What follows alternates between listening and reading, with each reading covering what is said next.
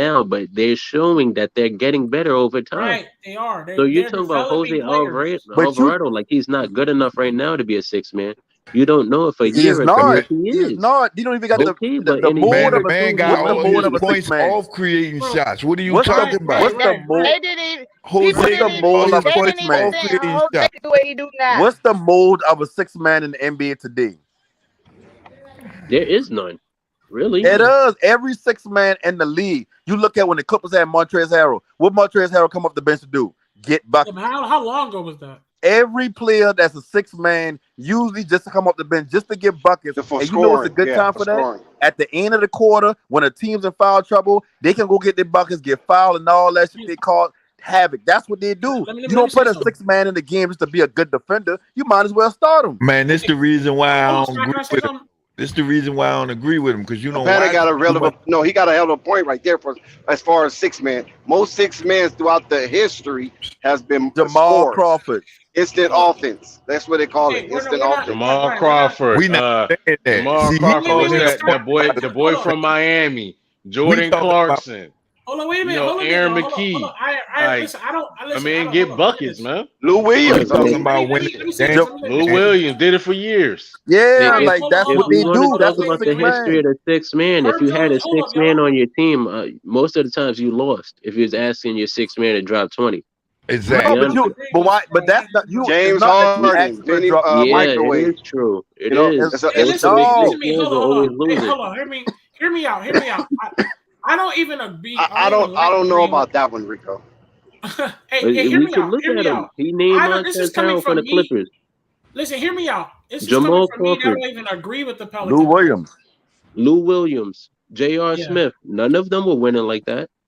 But check But this see, out though. but What look at the team Yeah, but aspect. that You was got just you can't because of just the look team. at Yeah, dumping exactly. yourself and Right. ain't winning the championship. Look That's at what the I'm team. telling you. Exactly. Think about it. If you need a James Harden been 6 man the to 6 average man and they 20, get to you're the not a good finals. team. They just saying win them. You can win Panic. with a 6 man. You just can't have him as your lead scorer. That's and, not. You can't depend your whole offense on that one Panic. man. That's and the whole not just thing. that. Think Panic. about Hold the on, team they Panic. had around him as a 6 man. They ain't Yeah, have no team around him. The people exactly.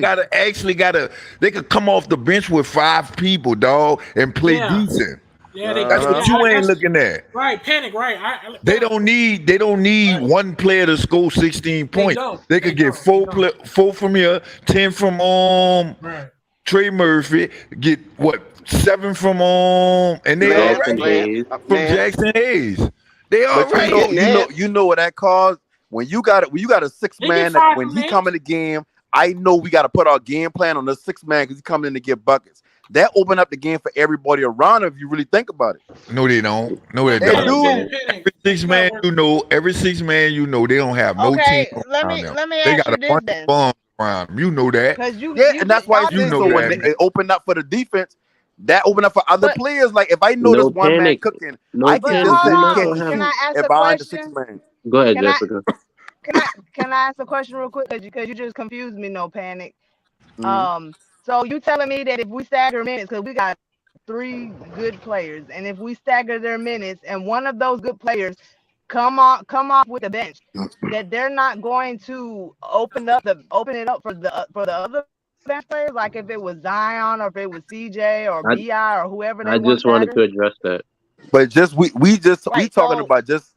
talking about coming off the bench when you first get that sub. Who's the first sub out when it come to Pelicans? Because I don't really watch too much of the I want to say it's game. Jose. I don't know why That right there. listen. I don't understand how come you guys do not understand the role play of a 6 man. Hold on, wait, Panic. Say that again. But when Hold on. Y'all didn't Jose hear comes that. off the Y'all bench, key thing. Say that but again, when Panic. Jose, Say that again, Say Panic. what? You just said it. You didn't Just say really what? watch as much about it. You just said it. I'm trying to Brave, tell I you. say I don't watch them as much. Not that I don't watch them at all. Right. Chill out. What I'm trying to tell you is, hear me out. so look, Hear me out. My bad. Hear me out. I'm saying I don't even like to agree with the Pelicans on much of nothing. Me and Sky argue all the time. There's one thing I can agree on. Herb Jones and guy like Trey Murphy. I watch Trey Murphy and Herb Jones come off that 3-point line and get their own shot at times. Especially Trey Murphy. I even seen a sparks of athleticism. Man, not even the Pelicans fans gonna agree with that. These are developing players. They have in depth in developing players that they can work with. That's what I'm saying. I get that, but the worst thing you could do in the NBA right now is try and not have a plan. You don't want to be developing at the same time as trying to win. You can't bring CJ in here. You can't bring CJ. Why yeah, not? like why are you gonna bring CJ if That's you ain't what the trying to win Lakers do to now? win championships. Why not? What's wrong Who with they that? develop? But my Who they thing is develop? that Name one team that they Me, developed the who? squad and they won the championship outside of the Warriors. Oh, we. Who? We wasn't developing Andrew Warriors. Bynum. Yeah, Bynum. We Lakers. wasn't Man, developing listen, Andrew Bynum Bynum. came to a complete team with the already established Kobe. No, he They He traded was for didn't. already developed, No, established. he bro. He was didn't. Bynum Bruh, developed. No, he listen, didn't. Bynum listen, developed. No, listen. He was Y'all, definitely you talking developed. about no. one player being developed on that Lakers roster, and you were surrounded with the arguably the Were they greatest player developing ever, Jordan and Farmar? Paul Were Gasol, they and were pieces they they developed? already had, and they bring Derek Fisher back, What's his an name? established point guard. We You Meva developed. can't use Meva that. I'm talking Slavadino. about Rico, developing a multitude of players to get a Rico, I have championship. to say, Rico, that he, no panic probably got you on that one because No, he the Lakers don't. already, Our the Lakers Lakers, strategy the, is the, the to Lakers develop young already had players and bring a draft and bring a superstar. That's our strategy. Yeah. Well, yeah. That's our But Lakers strategy. that's not the same as what the Pelicans doing. The Pelicans trying to develop people off the bench, Right. but they also Yeah. got established stars That's a already little in the starting different. Yeah, that's lineup. a little You different. can't do both. You got to bring in somebody that's established already off the bench or a six man or something to get you there. See, Rico, your point of view coming from a point of view where you don't think they winning now. You don't think they're trying to win now. The Pelicans, They're not. Sky not. and I think they are. Jessica I think looking they're at it trying from to a win point as of much view as they where can. it's like, oh no, we there. We just need to get a low, let our players develop this and third. They come from a first person point of view with the team. What I'm saying is, from what I see up the team, and Rave, the only reason why I asked them about who they talk about first, because I've been trying to show you that. Okay, if BI come off the bench first, I can tell you that CJ. Yeah, if But CJ That's come what I off said. first, is now that- you bring a point guard But in, my thing then is you that, bring in Zion out, then you bring in Ingram out, then you bring in back in CJ. You rotating how you come back in. So why not have a stable person to hold that low 2-3 minutes? Because y'all saying 2-3 minutes like that can't turn to a 20-point deficit quick without no scoring. Man, Wait. Hold up. That's why we they said just got you don't one wanna- ball, man. You No, got I 20 understand people that, but averaging over 20 points, dog. You got one ball, dog. You got what? 3-4 players that could get you 20. You got Valanciunas to get you 20. You could get Zion. and Zion. They could get you 20, dog. So why not rotate? So if That that's don't the make sense case, what you saying.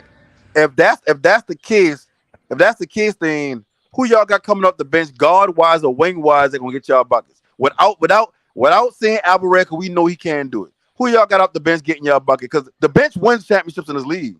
Well, Trey Murphy. Man, Trey we do it collectively. Y'all can't keep saying Trey Murphy if he a catch and shoot. Hold on. He said trying to take one player. Hold on, wait a minute. If Hold Trey on, Ray. Murphy, I got one Y'all thing. naming a bunch Hold on, of wait a catch and minute, shoot wait, players this and is- telling me hold they on. can get y'all a bucket. Wait. If Trey Murphy, what I seen so far was Trey Murphy showing he has athleticism and he is not afraid to score, and he shoots threes. If he has a very good off season, he should be able to develop. I hear too much Get his ifs. own bucket. I hear too much ifs.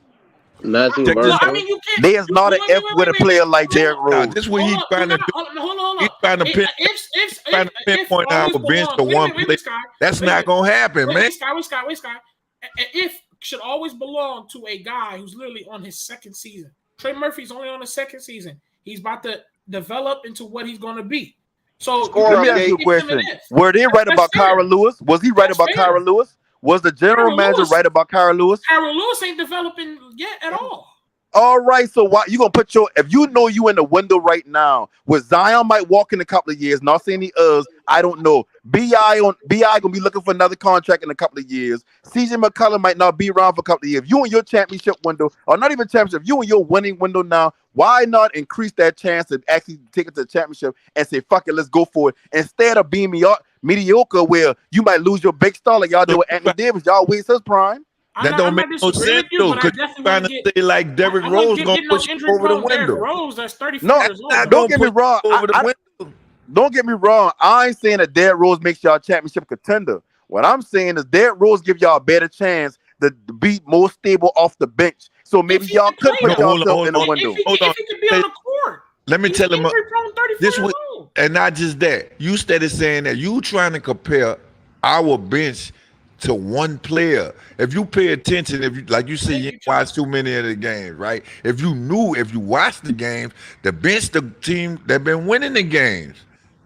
Yeah, I said that they've been keeping us in the game. The bench been keeping us in the game. You can only get by so far being a feisty bench. That's all he is. We can sit there and say they win the games all we want. They're just a feisty bench. They came out to play. Sometimes that happens. That's the Clippers. That's what the Clippers was without Paul George and Kawhi. Exactly. And look what they get them. Man, that wasn't the reason we lost. But here's what I will say: a Ray, did you check 6-man the ain't gonna move private them chat, that Ray? far. Like a I did six. drop it. I What dropped they it again. really need more than anything, they need Brandon Ingram and Zion to take the next step. They need that more than the actual 6-man. I already Because did if drop it. Zion and Need Brandon Zion Ingram on are the your two court, best players, period. y'all not gonna win anyways. Like, Man, I'll be honest Well, the with thing y'all. about it is, we really can't say too much because we haven't even seen Zion play with these people. No, man, all right. But Zion, you Here's can what drop in have on right any now. roster. He gonna perform. man. Zion, I The don't have a worry about it. I just worry about his injury, and that's man, it. point Come I'm give you getting at is 25 and 30. That's a no-brainer for him. what no panic saying don't make no sense. If it's anything, if he should be fussing, is how they gonna play all them and give them the minutes. Make That's sure they all be get arguing. Listen, Right. That's what y'all gotta understand the thing about the NBA is 2 minutes in the NBA can get you down by 12, 14 points quick. If you don't got somebody, if they got Right. you, if they got your bench to the point where it's like, no, we worrying about we need Trey Murphy to go get us a bucket. He's a catch and shoot player. We need Alvarado to get us a bucket. He's a pesky defender. After that, Herb Jones, he's a catch and shoot player. Like, y'all got a bunch of feisty players. Don't get me wrong. Like, I ain't trying to knock y'all team. I just said earlier, I feel like if with a healthy Zion, with y'all roster where it is now, y'all 4 to 6 seed. Y'all get Derrick Rose to come off the bench. Or not even Derrick Rose. I'm gonna just stop saying Derrick Rose. Y'all get somebody who can get a bucket off the bench. check Y'all this know how out. scary that'll be. Wait a minute. The Heat came back. Yep. Yeah. Check this out. Oh my God. This what I don't understand. When you saying that, this what I don't understand though. And I get your logic because I said it could go either way. I'm not arguing, don't Just do because that. he can do it, D'Angelo, chill out. I'm not arguing, don't trade that pick, and I'm not arguing trade that pick. But I know right now they in a good spot. Now what they choose to do with it, they can't go wrong. It's based off what player they get for that pick. That's all I'm saying. Hey, I agree with you. They could fellas. trade it, but if you ain't gonna get nothing good for the pick, no good player that could get you buckets for the pick, you might as well develop. That's all. Yeah, that's Hey, true. fellas, I appreciate that. I mean, I agree. It sounds more like that we might have to just go ahead and trade that 8th pick. Panic, I wasn't totally disagreeing. I feel you. I ain't even trying to really disagree. I do feel like Derrick Rose ain't the greatest idea because he's aged, he's injury prone. But Dex, Flight, everybody, Flight's Cash App. I just dropped it down in the chat. Flight's Cash App. Dex, you go ahead and let them know about it, man. Yes. Thank you very much, Ray. We here at Flight Sports TV salute everybody. This is the People's Channel. You know, Flight Sports TV is the machine. That is how he is labeled, and that is no misnomer. That is accurate and it is fact. Flight is on an endeavor to take off, and I believe he will be still streaming. You feel me? Flight is going to take off. Listen. We got meetings. We got dates to make, and we want Flight to have a very comfortable trip. We want Flight to be able to have a abode of privacy and comfortability. We want Flight to go back and come back safely. We have him in our prayers, but we also want to put a little change in the coffer for Flight. So we having a fundraiser. We're trying to generate $2,500 so Flight can do his round trip, have a nice place to stay, have some vittles to put in his belly. We're not trying to fool him up. He ain't out here trying to gain weight, not on our dollar, but to hold him over from meal to meal until he returns. And the Cash App is there. It is listed. You can donate. Your donation will be like a brick in the wall in building a better experience for Flight Sports TV as well as the people. So please don't be shy. Don't be embarrassed. If you have it, share it. Donate to Flight Cash App so we can get this thing going. And trust me, you're going to be very elated and ecstatic when we get these heads up here talking on Flight Sports TV that you guys will have an opportunity to meet. Now, once we start rocking with these interviewers, you're going to have to cam up if you want to be on the panel. If you want to be on the panel talking to these people, you got to cam up. We're not going to have any ghost interviews and things of that nature, or no Wizard of Oz type atmosphere. So let's help Flight get this thing done. Let's help the channel, because we're all a part of it each and every day. Donate to the Cash App. Don't be shy. Be a brick in the wall into building a better experience for Flight Sports TV. For sure. And I'm surprised y'all haven't even guessed it. But nah, for real, every penny counts. We're dead ass, you know. And one thing, we're going to get right back to this conversation right after this. This is Holly Heat of the Hot Seat with Holly Heat, and this is Flight Sports TV. This is Holly Heat of the Hot Seat with Holly Heat, and this is Flight Sports TV.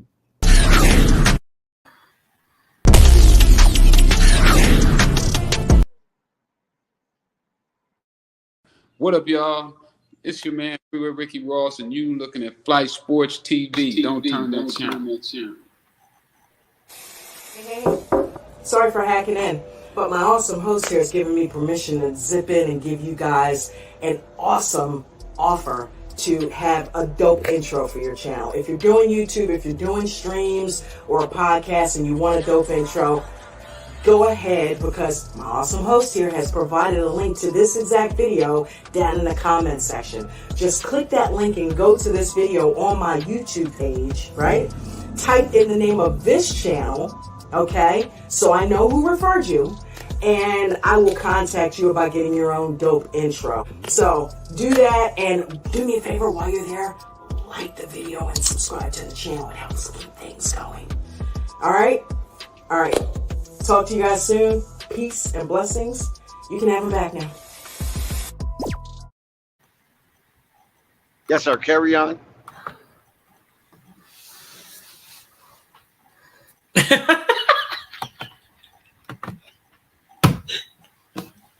no, real shit. We appreciate everybody. Also, we said if you're international, I heard you can't really use Cash App. So if you're international, we did have people come out from the Philippines, from wherever you are, Africa, whatever, whatever spot that you're from. You could just go ahead and use that. Go ahead, use that stream chat if you want. Everything counts. We appreciate every dime, and I promise you guys, it's for not only just for Flight, but it's also for y'all as us. It gives y'all this a better experience when y'all come up here. And not only better experience come here, y'all heard the clues that Flight Dex try to give y'all. There's gonna be some great people that come up here, and it can help. They're gonna probably listen to you, probably sponsor you. Who knows? But that's why we're trying to tell you it's very, very important that you guys come this opportunity. Flight doesn't ever ask for much of y'all. It's just this one time. Flight needs a little help, a little support towards, doing the thing, man. That's all. Everyone else, so y'all there? Y'all there? Yeah, I'm here with you, man. What's good, Rico? Y'all there? Y'all not checking out this game? Yeah, for sure. Celtics. Yeah, need to. And let me get an update for everybody. Celtics. Jason Tatum, 23, 5-5. Jaylen Brown, 9, 4-3. Derek White, 3-4. Daniel Theis, 4-1. Aaron Smith, 0. Other guys with 1 point or so. Bam Adebayo, 9, 1-4. Jimmy Butler, 25, 3-6. Gabe Vincent, 8, 1-2. Max Truss, 5-1. PJ Tucker, 2, 2-4. Tyler Hero, 15, 3-4. Caleb Martin with 5-1. Oladipo with 5-1, and Deadman with 2-0 as the Miami Heat are in the lead against the Boston Celtics.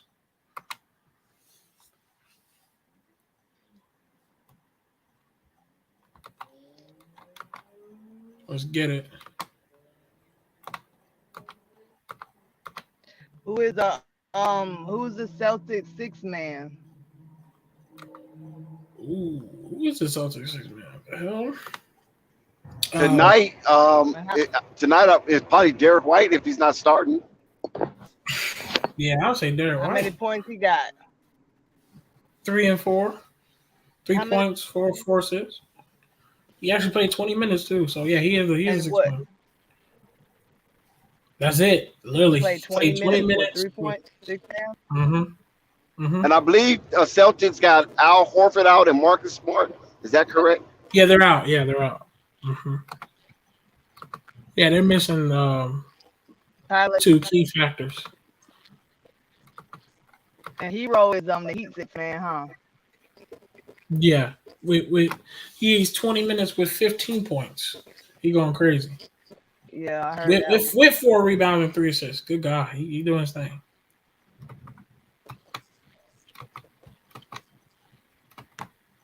So one thing we can see from tonight's game is that Celtics was up big, and the Heat fought back and end up getting the lead.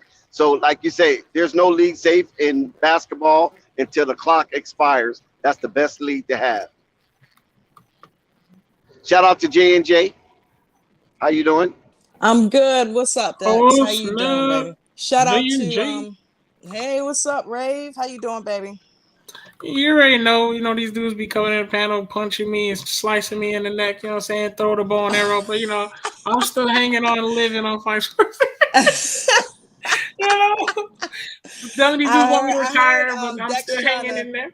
I heard Dex trying to keep everybody off Rico's neck earlier. But yeah, shout out to everybody on the panel.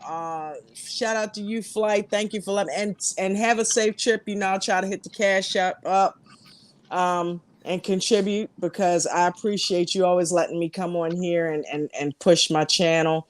Speaking of which, I'm on Fiverr now, y'all. So if you want that intro, if you want to, a reaction video made, go on Fiverr, check the gig out. It's happening. Big facts. Yes, sir. Y'all hit them up. I'm tripping. I'm loving listening to the ladies on the channel. They are so knowledgeable. Yeah. They're hanging with y'all fellas. Yeah. Yep. I know, right? It's hard being on the panel with a bunch of guys. Yeah, right. I've been there. But you handling your business. You definitely knowledgeable. I have not been watching the NBA like I was, because I've been doing all this content on another medium, like basically doing reaction shows to like stuff like 90 Day Fiance and stuff like that. Right. If you watch any of that, hey, feel free to come on the panel over there as well. I have to check that out, because I do be watching those little shows. Oh yeah. For sure. Any other female listeners in the chat that not afraid is afraid to come up? I promise you. You can come up, man. Oh, right. They need to top on it. That's right, ladies. Step up. These gentlemen welcome you on here. So this is definitely a good channel to be on, especially if you're trying to promote something, or if you want to talk sports. When I need my sports fix, this is where I'm at. Right. I was watching his Lonzo video the other day. What's going on with Lonzo? Is he hurt?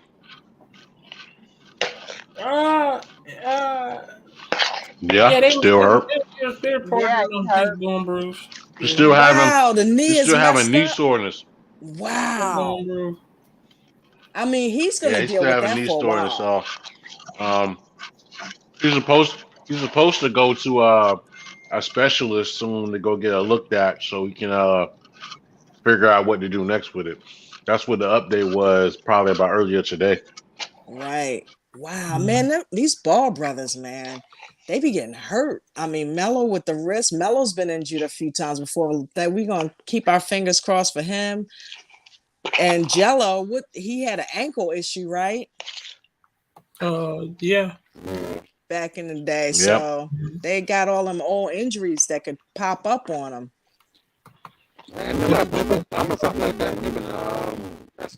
Somebody muffled. Whoa, panic. Gotta fix your mic. Oh, yeah, like you got some serious static going on. Sound like you from the future. It's underwater. You sound like a still sound the same. Right. I still sound like that. No, you sound good now. No, you good now. Bro. Nigga sound like These a Power Ranger in AirPods, distress. Nah, you good, bro. All good. Oh no, what I've been saying is Melo had like a thumb, like he broke his thumb or something like that. Aspire, like the boy do be getting a bunch of little knick-knack injuries. Yeah. Yeah, we hope. Shit, he was healthy this season. Oh yeah, he kicked ass. Yeah. He went to the next level, I think. They just need to get that center up in there. And Melo's probably the only one who really played through his injuries. Yeah, I mean, I really feel all three of them can just continue to try to be healthy as possible because I think I was gonna say I think he got 2 more levels to go to. 2 more. Yeah. Oh yeah. Who, Melo? Yep. I still think he ain't. I don't even think he even reached his potential yet. I Oh agree. hell I agree. no. I agree. Not in year 2. And I was gonna say the reason I want a lot of people may think I want them to be healthy for just fandom, but other than just being biased and being fans of them, bro, them being healthy, I want them to be healthy because it really does allow them to be a part of what's going on. Jello's about to show these guys that he does want to be a spot in the NBA. So, you got to be healthy to do that. And Jello was doing his thing in the G League, whatever minutes he did have. And I want him to continue to show these people what he got to do. Melo, same thing. They expect Melo to be now part of the All-Stars now in the future, the playoffs, you know what I'm saying? That's why I feel like I'm hoping that Melo can stay healthy as well. Zoe as well. I want all three of them to stay healthy. Zoe, he's going to now be a part of playoff teams. So for me, it's like I want them to just be healthy, not just by a fandom-wise, but just let them be like it really felt bad not watching Zoe be a part of the playoffs, but he's a part of the team that's in the playoffs. You know what I'm saying? Right. Not him being on that court is like I'm sure that kind of hurts him and hurts people even watching. That's why I'm wishing nothing but hopefulness that all three of them could just be healthy so they could be a part of the great future possessions they're about to get. You know what I'm saying? That great trophies they're about to get, bro. Definitely. And you know what? Shout out to Ball Facts. I was checking his video out the other day talking about all three of them getting together, not to reopen this Pandora's box, but I definitely am looking forward to one day some GM and manager, GM and owner getting together and saying, you know what, let's take a shot on the Ball brothers. Right. Fuck it. We've been taking L's. Fuck it. We've been getting smacked all year, every year. Let's just do it. Yeah. It'll happen one day. Somebody will wise up. It'll come up, man. Somebody see, there's one thing we can all agree on and never argue about. Some people are gonna get tired of losing. Oh yeah. They're gonna get tired of losing. Ray, got a question for you. Hey, Marvin. Are you watching the game? Yeah, we was just talking about that earlier. We gave an update. You watching how Miami playing? Yeah, they made a comeback. They up 12 now. Mm-hmm. They made a comeback. We just did an update earlier. So I got them boy 89-76. They are typical Miami game. Is it for because of Jimmy Butler or what's going on? Give us some intricacies. You want a new update? The defense, man. What I've been the defense, man. But also too, man. I mean, Boston missing some key players, man. They forcing them to shoot contested shots. Jason Tatum 1 for 6 from 3. Brown 1 for 5. I mean, they missed Pritchard 2 for 5. And it's game one. That's all it is. It's game one. If the Milwaukee Bucks bang them up so tough that it made them cream puffs for Miami. No, I ain't even let me tell y'all yesterday. They just got out of a game 7. This ain't the first time we seen a team start a series off slot because they had a 7-game series prior. But they start out with the lead though. They ain't they over here. They it's simple stuff too. It's nothing crazy. They just get beat on the offensive glass. Well, I mean, to be fair, to give the Celtics fairness, they don't have the defender in Marcus Smart. None of that excuses. He's a defender. He is. They won without him before. They It won one wasn't game one without. game. I agree. They I They get won agree. one Williams back. game. Okay, Look, hold they on, get hold on, hold on. Robert Let's Williams provide back. context. Okay, Come I They agree. won Hold one game I without feel him. you. on, I feel guys. you on it. I feel you on it. But I'm just saying, Marcus Smart is a defender, quality defender. They are missing that. And Horford, who's been playing his ass off in the playoffs, But he's that ain't not their there. problem. Because Okay, Marcus I'm Smart just ain't doing we're nothing being with fair. Jimmy. I mean, I'm going with Jimmy the, gonna beat listen. him I'm going with the regardless. Heat. Okay, Ted, I'm going. Listen, I'm going with the Heat regardless. I'm just saying to play both sides, play it fair. I'm just saying. You playing devil's advocate. I mean, I don't. listen. I'm a Laker fan. I can't have the Celtics go to the championship. Fuck that. But I'm just I got a saying question. we're I got a being question fair. because I believe I heard this recently on the panel. I've heard plenty of times that Miami didn't have enough offense. Didn't I hear that? Yeah. I've heard that. Yeah, I heard that too. Quite a few times. But Everybody, a lot of Jimmy people. about dropped 30 though. Jimmy is balling. See And that my response to those questions and those remarks were, Miami never had a great offense. They always had a great defense. And I'm not saying this game is over and it's game one, but it's a blueprint on how Miami plays. Yeah, They Zach get on Curry, this. even though I don't They like start your off ass, kind of slow, he gotta win. then they start pressing on defense and just try to start forcing missed shots, and they get their runs on missed shots. And before That's you what I know was it, telling y'all yesterday about the I, difference in the way they play. You look at Milwaukee. Milwaukee want to give up the three ball. They hoping you have a bad game for the three ball. That's their defensive game plan. And when Boston, they move the ball a lot. They whip it around and try to get open shots. Against Miami, they can switch 1 through 5 with everybody, so they ain't concerned about being caught out of place or somebody being wide open. And like I said, I ain't saying who's gonna win the series. I still need to see a couple of games because I'm gonna just go up one game. But I tell you, it ain't gonna be no easy. Somebody said 4-1 Boston yesterday. Yeah, that I was don't see stupid. that. Yeah, people, yeah. I said well, Heat a lot of 7. people are going to base their judgments on what Boston did against Milwaukee. Miami's a totally different team. Mm-hmm. Yeah. Miami It's plays all about different. matchups. Milwaukee All is about matchups. based on a lot of Milwaukee's game is based on Giannis. A lot of Miami's game is not based on Jimmy. He gets his shots and points in the flow of the offense. Mm-hmm. But Miami plays great team switch defense. Oh, and can I say their And they bench down player? 17 right now. Can I say their bench player Tyler Boston. Hero is 15 points tonight, and Tyler Hero with almost 10 rebounds tonight. Yeah, so that's what I was Miami's saying. very active. They've been beating up the Celtics on the boards mainly. It's I not. don't know what they're doing, but I'm looking at I'm not watching the game, but I'm watching a blueprint of it, and Celtics been on 76 for a while. Miami has 93 now.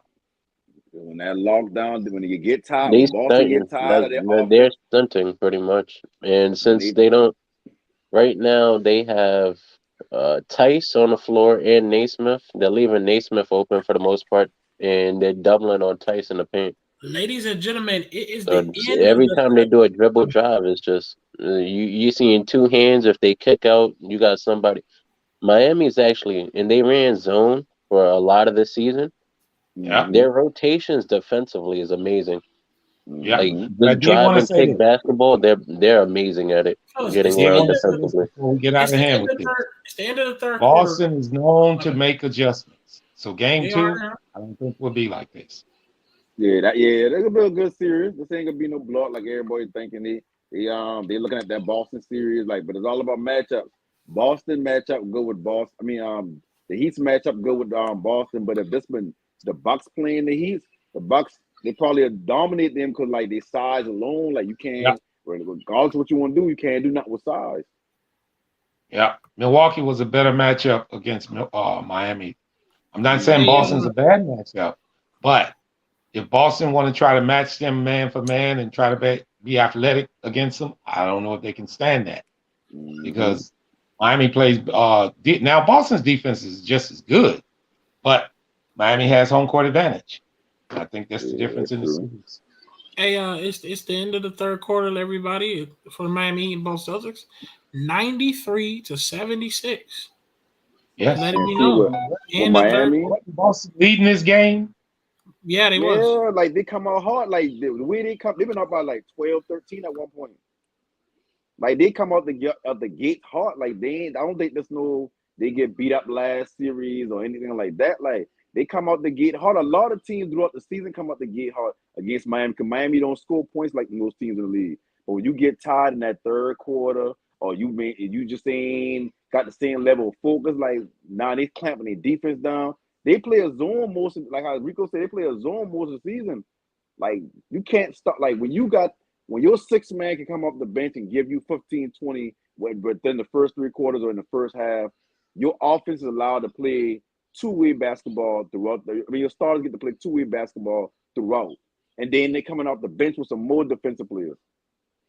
So like the score 76-93 right now. Like the Heat ain't gonna give that. The Heat might give up a leeway to a certain extent, but the only thing he's fighting against is scoring their own points. As long as they get scoring points themselves, they good. They know their defense gonna handle that.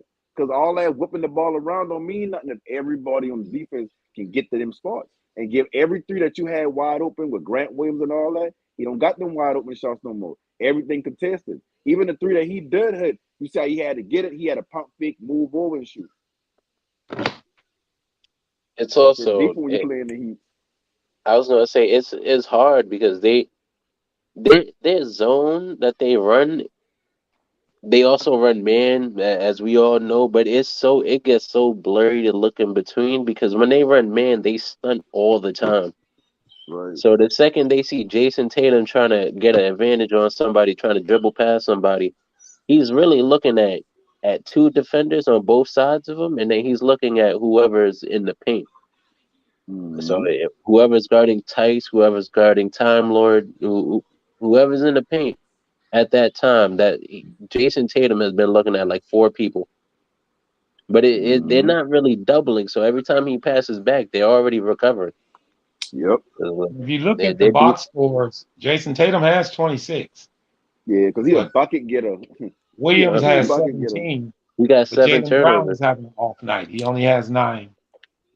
And see, because Jaylen Brown, as good as we know Jaylen Brown can put up 26, 30 points or whatever, he ain't a true bucket getter. He gonna struggle this whole series. Well. I mean, like I said, they're gonna make the adjustments. They should make the adjustments, but Miami's gonna adjust too. I got one more question for you guys. Who's the better coach? I'll say Spoelstra just because he's been doing it longer. And Boston, they got one of the best coaches in the league right now sitting inside the front office. So you say Spoelstra? Yep. You think Spoelstra is? Yes. He's been such a slept-on coach, but he's so consistent. And one more question: who's the hungriest right now? Oh, it's Spo. I think, you talking about hungry as far as the coaches? No, trying to get to the finals and win it all. I mean, the Celtics hungry too now. Like they feel like they can do it, but I mean, the Heat's they hungry for everything every time, and they trying to get back to the finals since the Lakers situation. Jimmy Butler just a dog, man. Like Jimmy Butler fit that team so perfect. That shit crazy. Like they got swept in the first round last year, guys, against Milwaukee. Yeah. Miami. They are super hungry. They really, I'm not gonna say they was wishing to get Milwaukee, but that's what they built this team for Milwaukee. Yeah.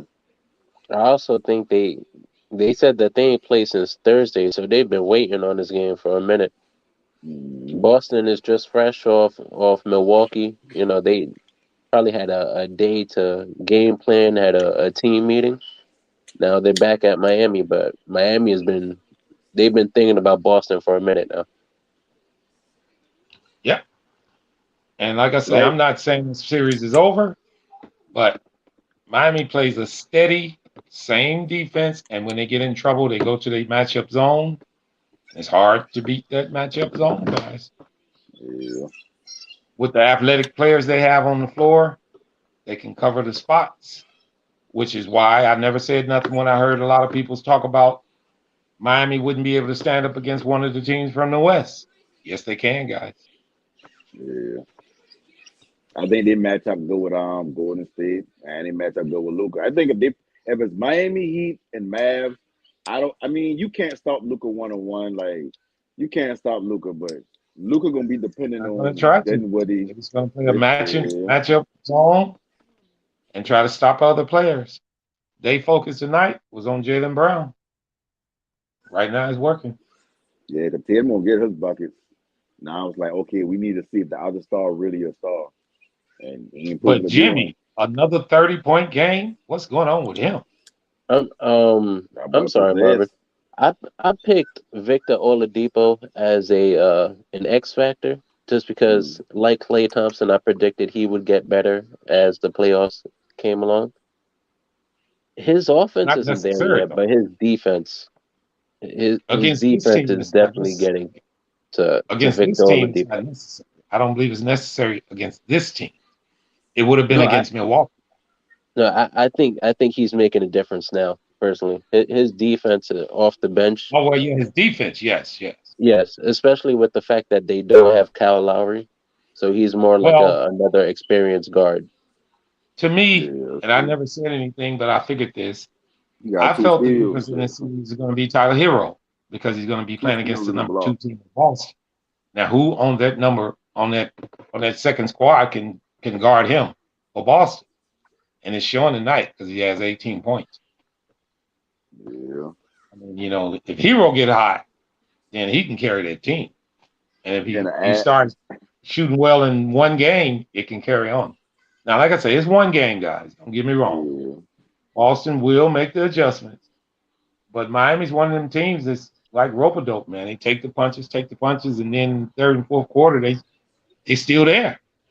Also, mm-hmm. Marvin, you got to realize that two key components for the Boston Celtics are unavailable tonight, and Yeah. that is Old Man Al, and Marcus Smart, Defensive Player of the Year this year.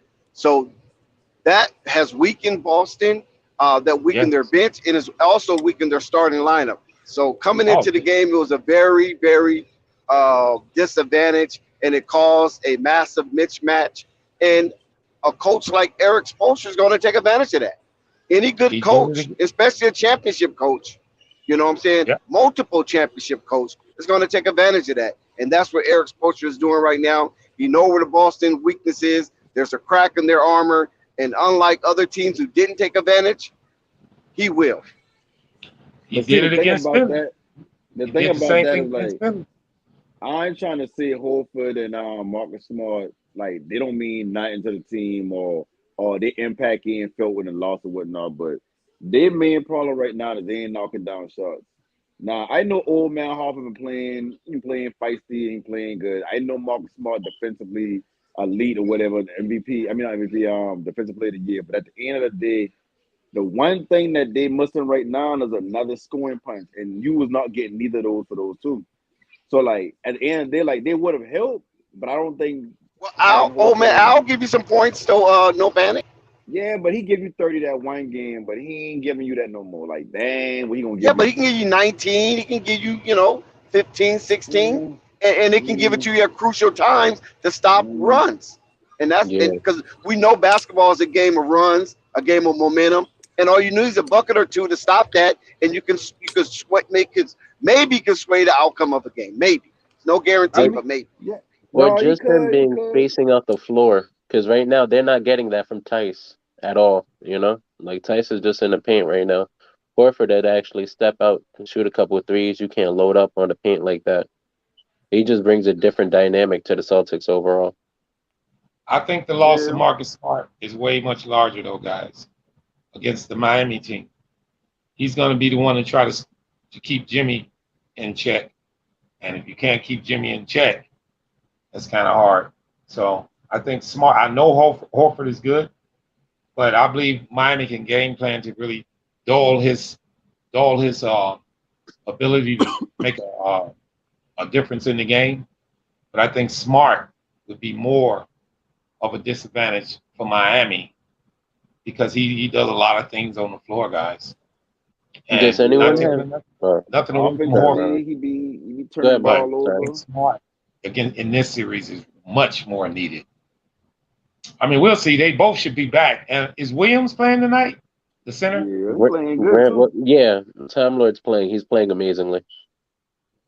He's making my take from yesterday look very good right now, Dex.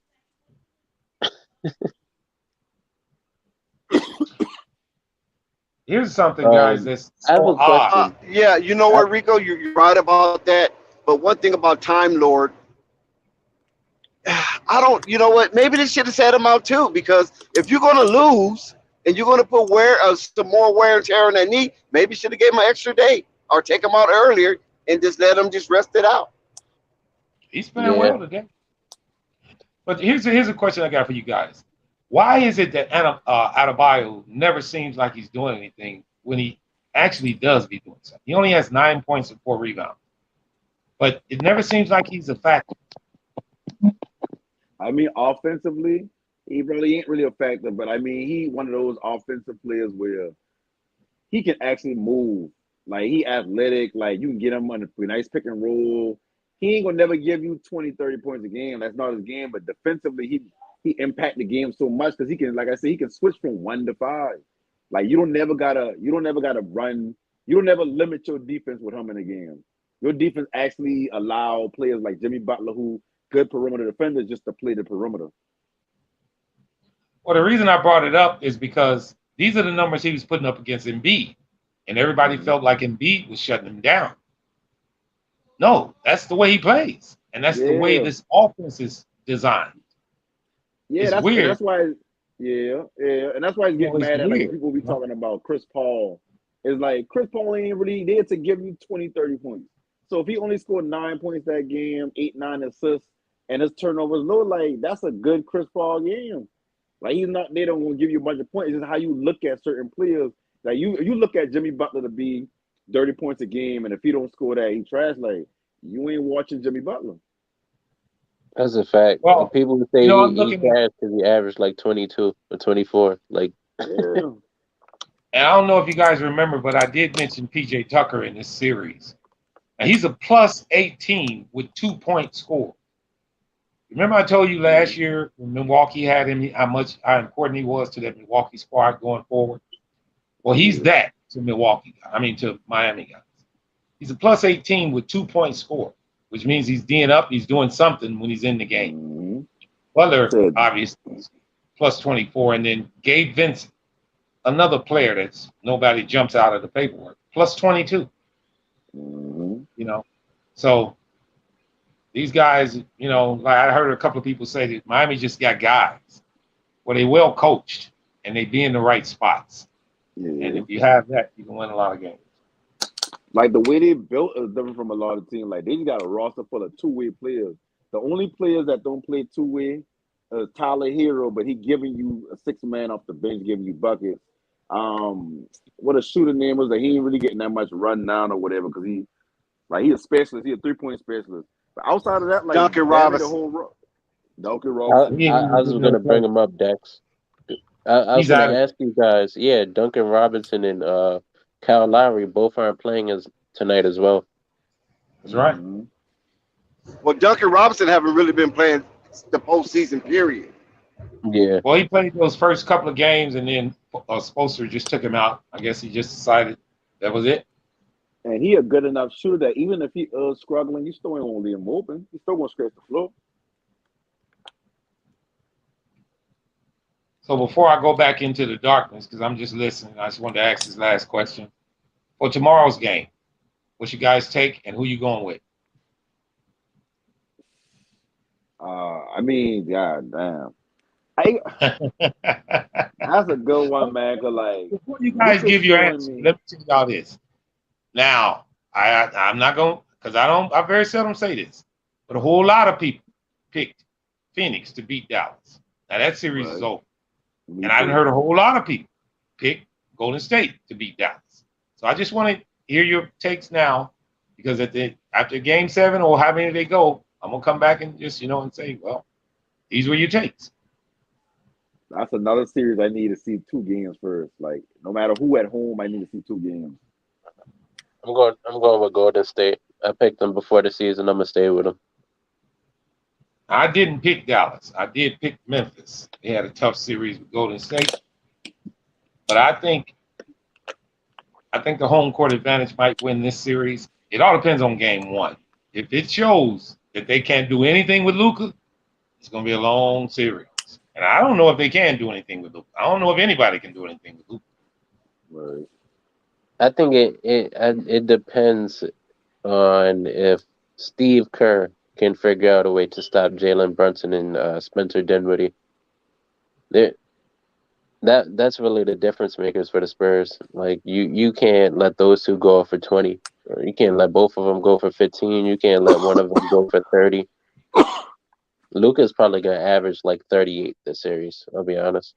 Yeah. Question: But Yeah. Is Memphis a better matchup for Golden State than Dallas is right now? yes, So you feel no, Dallas has a better chance in winning than Memphis no. did? I think Memphis is more. They match up better because they have more athletic defenders. But at the end of the day, Dallas has a way better star player, so it kind of evens it out. And Like is the factor of the game of the series the coaches, Jason Kidd, Steve Kerr? I think it come down. In my opinion, it come down to Curry. Curry can't Curry, disappear. yep, has he been consistent or inconsistent, guy? I he's been mean, missing free throws this playoffs. That to let you know how What is he he's been. averaging? Is he He averaging over 25 in the playoffs? I'll check it right now. I mean, he hadn't wowed me with no numbers. He hadn't hit a 30 none this playoff, have he? but I mean, every playoff year, Curry it's like it's not like his numbers drop off to where he only giving you 6 or 7 points a game, but like Curry just don't be Curry in the playoffs. I can't even Yeah. explain it. Like he just don't be that dude in the playoffs. They got a good I'd team. Like say I this. feel like Golden State is the best team between the two. Yeah, He I believe that he's too. But I do want to averaging say this. 27. Sorry. Marvin, he's averaging 27 points on 45% from the field, 36% from three in these playoffs. All right. And that's still good numbers, but it just don't feel Curry. 45% That's still I good. average. That's yeah, average to that's be honest. good. I mean, yeah, you really can't even tell. Well, I want to say this, and then you guys can go ahead. They do not need to play arrogant like they played against Memphis, against Dallas, or else they will not Right, win this series. right. Because Because they they go, really took Memphis lightly. They did.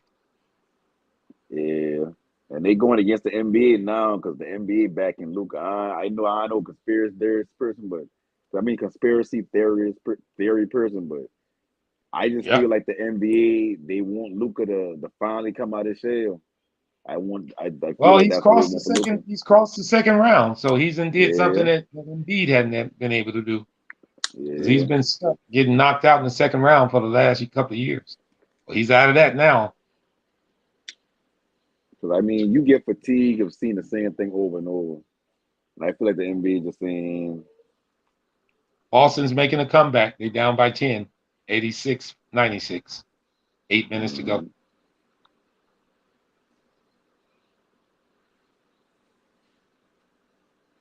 just said, if you think about it, they only scored 3 points since the fourth quarter start. Miami. Mm-hmm. I say Miami downfall gonna be that they depend on their 6 man too much for buckets. That gonna be their downfall of anything. But other than that, I mean, shit, they don't give up defensively. Like they don't mail it in at a certain point. They don't get tired. Like they just, they got a roster full of two-way players.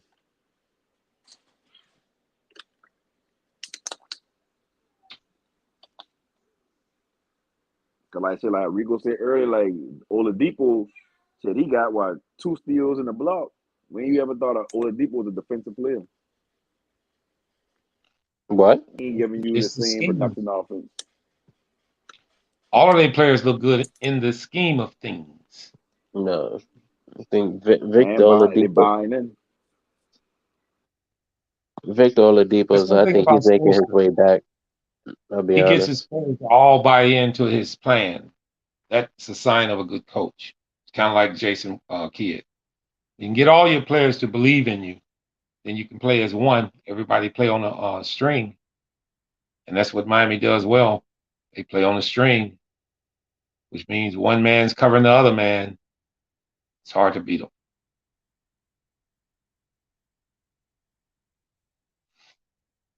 But this game is not over. Series not over. Marvin, since the chat is over there debating it, is Giannis the best player in the world? I mean, I don't know too many players in other places, but he's the best player in the NBA. I mean, he has his faults.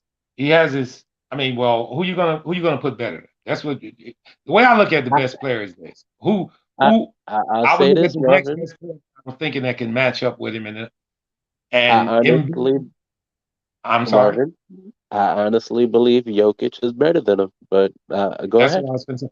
But see, Jokic has one glaring thing, and people talk about it all the time, and that's his defense. Well, is that enough to bring him one Man, they step? pissed this game away, man, Marvin. Who? The Celtics. They've been missing a lot of shots. I said they pissed the game away. They could have had this one. Yeah, but see, these are the games against teams like Miami that if you almost there and you should win it, you need to win it. You can't give it back to them. Right. You can't get this game back, man. One thing about Miami, you remember when they was playing against Philly, when Embiid came back and they won those 2 games in a row, everybody was on Miami like, what they gonna do? What's this and that? Well, Spoelstra's a hell of a coach, man. So when you get Miami on the ropes, you need to keep them there. You can't let them off the ropes, man. You just can't. And so,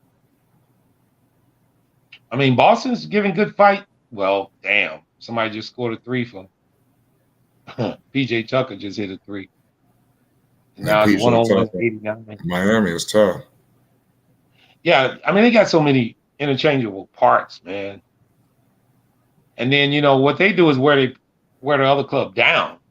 Eventually, your best players just get tired. They're trying. This would be a big championship if they was to win it for Pat Riley after LeBron left.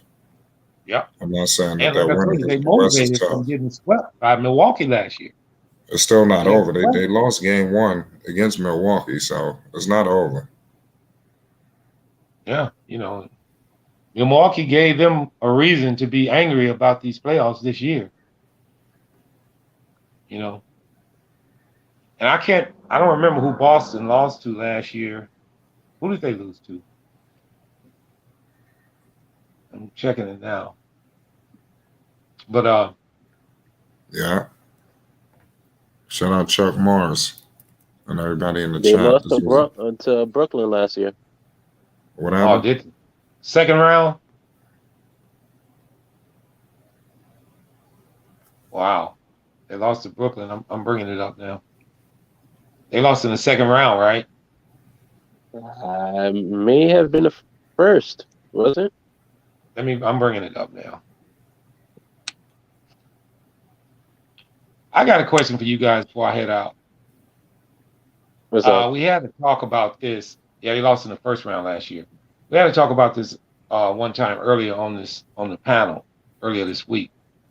Does it hurt worse to lose in the first round, second, third championship? Is it worse if your team loses late in the playoffs? It depends on what your expectations were at. Meaning this, are your expectations for your team if you lose in like this championship round?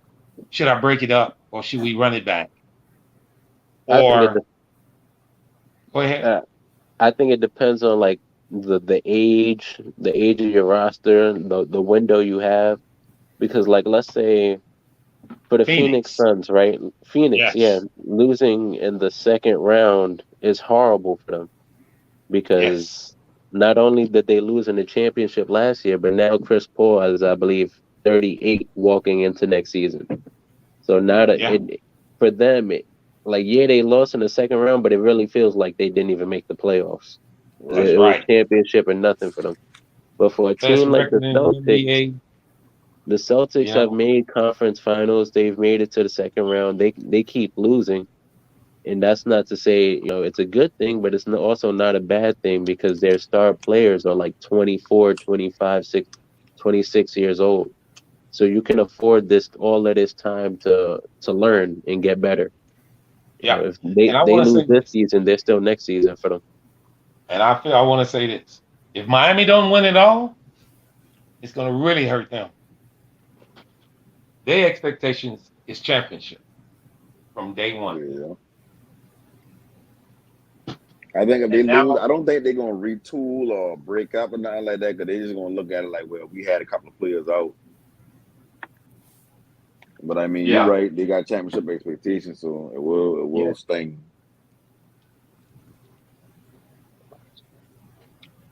That's wild, man. They blew this guy.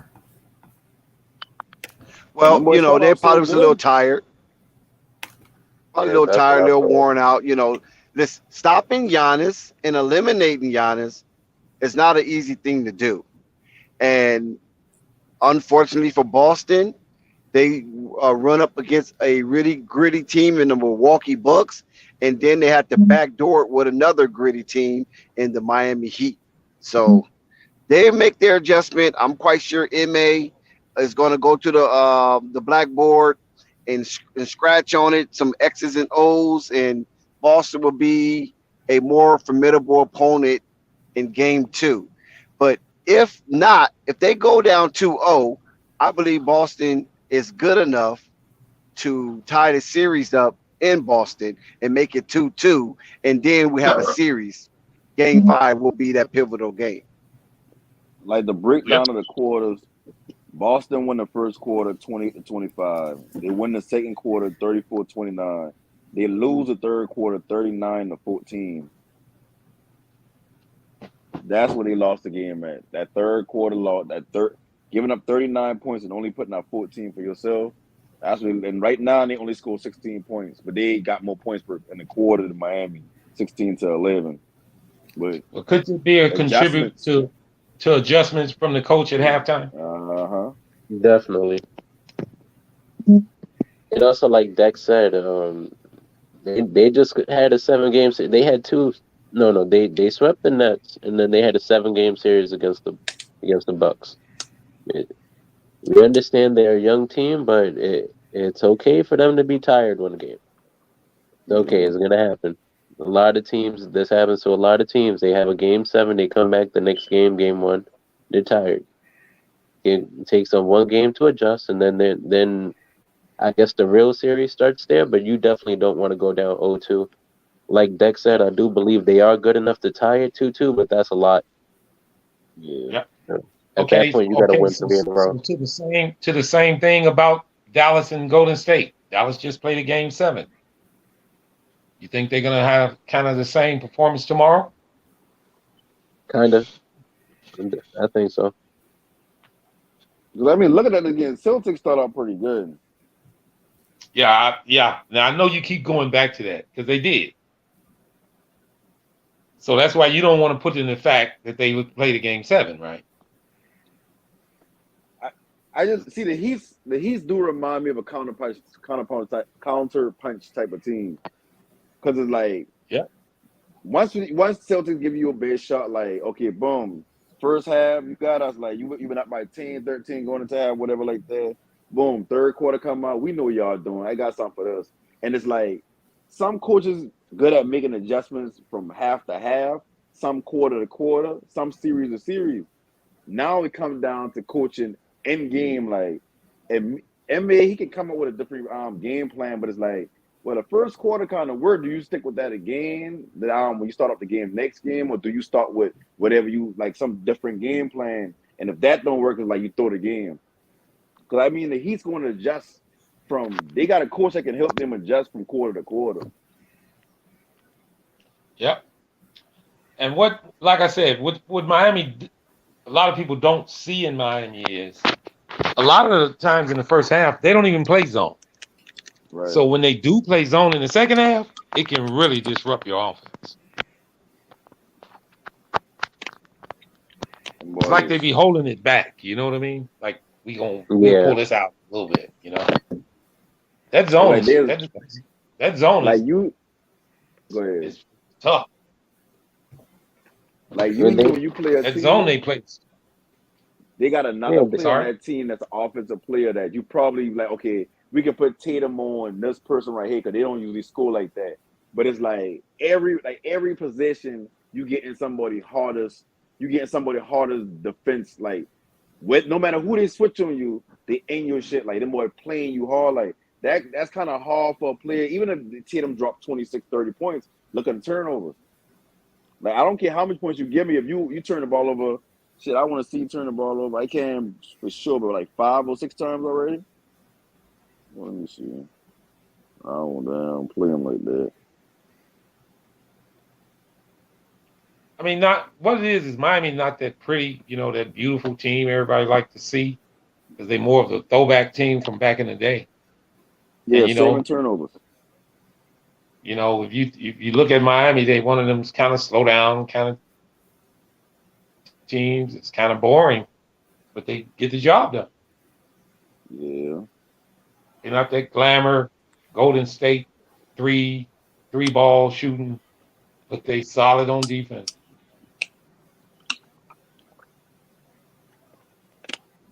But like I said, I need to see like 2 games before I make a definitive who I think gonna win, regardless of who on home court.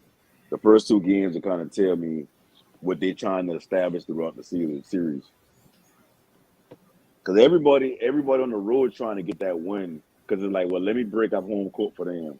So the second game was really like the most important game as far as like strategy, whether win or lose. Yeah. I got Golden State in 6. Golden State in 6. Yep. They're gonna lose game 2. Guarantee that. I got Golden State? Golden State to win game. Yeah, they're gonna lose game 2. Their superstar player tends to play like a walking brick sometimes.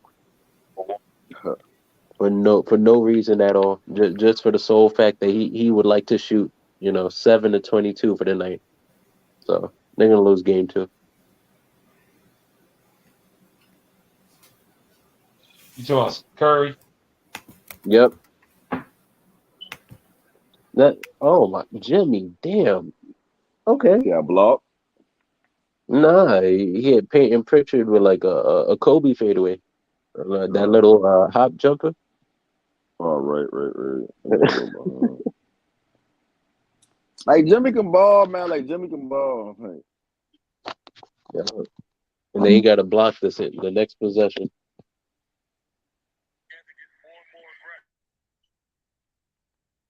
I remember back when Paul George was in Indiana, I used to have a back and forth from one of our coworkers. I used to like Paul George. He used to tell me all the time Jimmy Butler was better, but I was like, nope, I don't think so. Nope. Nah, man, I should have believed him. yeah, I'm on. They used to call down Paul George, a 2-way player. Yeah.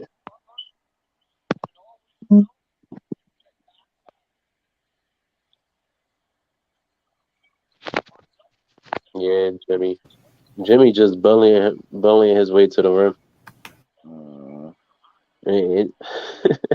I said demeanor means a lot. Like demeanor means a lot.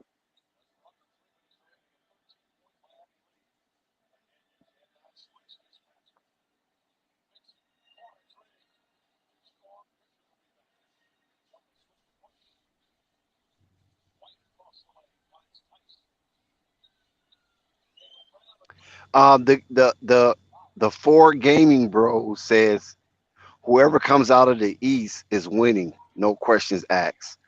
You guys agree or disagree? Nah. Yeah, I feel like whoever in the East, if the Mavericks would have somehow beat Golden State to get to the finals, I think whoever went up the East will win a chip. I don't think Mavericks can beat either one of those teams in the East. So if that's the scenario he's waiting on or looking for, then I agree. But I don't know, man. The Warriors, it's like the Warriors will show you flashes of, damn, boy, this team is a good ass team. But then at the same time, 50-point loss to Memphis is like, I don't care what you've been thinking. Like that shouldn't happen in the playoffs. No panic. What you got against Jimmy Butler? Oh no, I ain't got nothing against Jimmy Butler. Oh, okay. Where that I, come from? I think that I noticed this. The best offenses are in the West, and the best defenses are in the East. Yep. So whoever we get is going to be going to be a good matchup. But I don't think like Marvin said, we always people point out that Miami has trouble putting up points, but what they do is their defense overcompensates. I don't think that'd work with Golden State. I think that they just turned that one into like a 3-point shootout. And I don't think if both teams are taking like 35, 43s, I don't think Miami's going to beat Golden State that way. Jimmy Butler's definitely was the best player on the court tonight. Jimmy Buckets have shown and time again that he can get the job done. This might be his season. I don't know. We're going to see how game 2 it plays out because that will be a telltale sign, like Rico said earlier. It doesn't behoove the Boston Celtics to go down 0-2 to a stout team, especially defensively, as a Miami Heat that's led by Eric Spoelstra, and Pat Riley. That culture right there is very life giving. So we're going to see how game 2 and how the MA and his group and his warriors respond. I don't want to say warriors, his troops respond to this loss. What type of mental fortitude they have when game 2 starts up again. Yeah, Marcus Smart was injured. I don't know, was his head injured or that cost them right there, DeMarcus Smart. They lost game 1 against the Milwaukee Bucks, so I don't think it's the end of the world. Max said this is Jimmy's year. Max said this is Jimmy's year. That's interesting right there. He's playing like it. Max said it is Jimmy's year. What you think about that, Rico? Man, I'm just admiring Jimmy and his playmaking ability it's come a long way. And people were calling me crazy when I said Jimmy Butler was better than Anthony Davis, but I stand by what I said. Hell, I might have been one of the ones calling you crazy for that one. Yeah, that shit do sound crazy. I stand by what I Hey, do said, sound man. crazy. It's just something about leadership and intangibles. It's like it covers up for the skill set when the skill set don't want to lead. You know what I mean? No doubt. And that's a very good word, the intangibles. That's a very good word, especially describing Jimmy Buckets, because those are the unseen intangibles. You can't see it. He just have to display it. And like you say, those are the things that are not taught. It just has to be innate in you, as the young Nip said. It can't be on you; have to be in you. You feel me? And only pressure brings out of you what is in you. So when we look at these situations with the Anthony Davises, the Joel Embiids of the world, these two big name figures that's in the sport today are not really thriving the way they should. It's Jimmy look like Kobe out here, man. I didn't mean to cut you off, but Jimmy look like Kobe out here.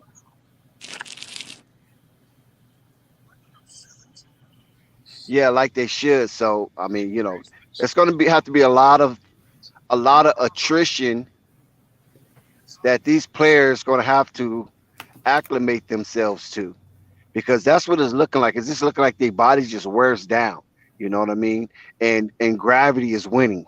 So with these more slim, slick, elusive players, it seemed like they're holding up. And the NBA seemed like they might be getting back to that slim, trim, but cut. You know what I mean? That cut fit, like how you see Jimmy. You could tell that he's cut. He got a lot of definition in his muscle tone, but he's not like an oversaturated player with a lot of bulk. And these players are just surviving and they're thriving in the NBA right now, while the bigger players seem like they're just falling apart right before our eyes. No, you're right. What's good, David? What's good with you? What's good? What's going on out there in the New York streets? No, it is, man. What Yeah, y'all? you seen this game? Yeah, Talk to me. What do you think about it? it's a good. It's gonna be a great series. I mean, you can't really tell by one or two, games. We seen that last series with Dallas. Everybody probably wrote Dallas off, and then they came back and won. So I mean, Right. can't really tell by one game. You know what I mean? I think it's gonna be a great series, though. Yeah, that's a good point you made about Dallas. Yeah, one game. You're right about that. It's just one game. Yeah, you gotta understand too, man. They like filling it. They filling out each other. You know what I mean? The next game, Boston gonna make some definitely adjustments. I mean, but it's gonna be a good. It's gonna be a great series, though. It's gonna be a great series. Facts. So how long the series and who you got? Well, as everybody know, you know what I mean. I'm like a ball fan, like all the ball brothers. But my original team is the Lakers, so I definitely don't want Boston to win. You know what I mean? I don't want Boston to win because I'm a Laker fan. It's just hard for me to cheer against the brother. You know what I'm saying? It's just hard. So So what I would want is Boston to get there, I do but like. Dallas Mavericks beat them. That's the ultimate thing I want. I ain't gonna hold you. I do like Jason Tatum. Wish we would have signed over. I ain't gonna hold you. Even though I'm a Buff- was in ninth grade, even younger than that. I mean, but I always like Jason Tatum because the Michael Jordan, Kobe's my favorite player, and that's who Mm. Jason. Yo, But you know, Jason Tatum, if he would have been a Laker, he would have been traded. you think so? Of course. Think about it. Lonzo I got know traded in this. now. Playing Hold like how on. he been playing his rookie season. Hold on. No, listen now. We wouldn't be able to see that with LeBron. Remember that. Because you still have Brandon Ingram has a hierarchy over Jason Tatum coming in. And Brandon Ingram was their pet peeve, right? If they didn't get Lonzo, Brandon Ingram was their pet peeve. So he would have the start on the process. Jason Tatum will be behind him. And then if they would have got Kyle Kuzma, that also takes away from the Jason Tatum because remember they draft Kyle Kuzma in that same draft, or they might not have drafted Kyle Kuzma. But if they had drafted Kyle Kuzma, now they got a log jam at the small forward or the wing spot with three young phenomenal players go along with who Julius Randle, and then that's when that year comes back with LeBron James. Randle's not there, so you can't use him as a bargaining chip. So you have to either use your second year player, which Jason Tatum's second year wasn't a good year. Don't get it twisted now, because we'd be prisoners of the moment. Jason Tatum's second year wasn't a good year, and the Boston Celtics was contemplating unmoving Jason Tatum. Remember that. Don't forget that now, I because remember remember, But that, that's Sam. I but that's remember why that. that's why because they he didn't was make going the to. move because they ain't trying to give up Jason Tatum. No, he Remember? didn't. No, that's not true. That's not true. See, that's not true. Let's go back to revisit history. The reason why that move really wasn't made is because who? Do anybody remember? It was something What? said, and it was something said by somebody, and it I mean, wasn't an yeah, that's NBA true. player. Yeah, that's true. What his daddy say, they racist Thank or you. whatever. Thank you. But at the Thank you. same time, Thank you. like they just ain't been trying to come out and Tatum. Like a lot of players, a lot of teams trying to like. Remember that year Boston had all the assets. They were like, Boston gonna make a move. Boston gonna make a move. But every trade that they've been trying to make or every trade they've been trying to attempt, everybody had want Tatum inside that deal. But they just ain't been trying to come up off of Tatum. But listen now, let's go back. They had Kyrie, they had Gordon Hayward. You understand what I'm saying? So they could have moved off of Tatum and waiting for Gordon Hayward to come back because Gordon Hayward and Kyrie was their golden boys. Yes or no? Jason Tatum wasn't. Jalen Brown wasn't. It was Kyrie Irving and Gordon Hayward. Unfortunately, we already know what happened with Gordon Hayward, be Mr. Glass and all that. But Gordon Hayward was coming to Boston to be their Larry Bird all over again. So let's not forget that. Let's not skip the Gordon Hayward dynamic in Boston. So those young assets in Boston, which is Smart, Tatum, and Terry Rozier, and I mean not Smart, Terry Rozier, and what's the boy name again? Jalen Brown. Mm. They was trying to move something some way somehow. You feel me? So Mm. if he would have got drafted by the Lakers, you don't think the Lakers would have put Jason Tatum in that trade to get Anthony Davis at that time? Yes, for sure. So I that mean, Well, don't think now. No, don't think what Yeah. Jason Tatum is no, doing now. No, and no, I'm I talking and about I then, ain't but even his and I second ain't year. it's and I not ain't even about no. the LeBron. Lakers putting The him reason in. why The the reason why Pelicans they would have don't, asked for him out front. No, historically, yeah, that would have been, yeah, they wouldn't make the trade without him. young Yeah, guy. that's what I'm saying. The Pelicans would have asked for them.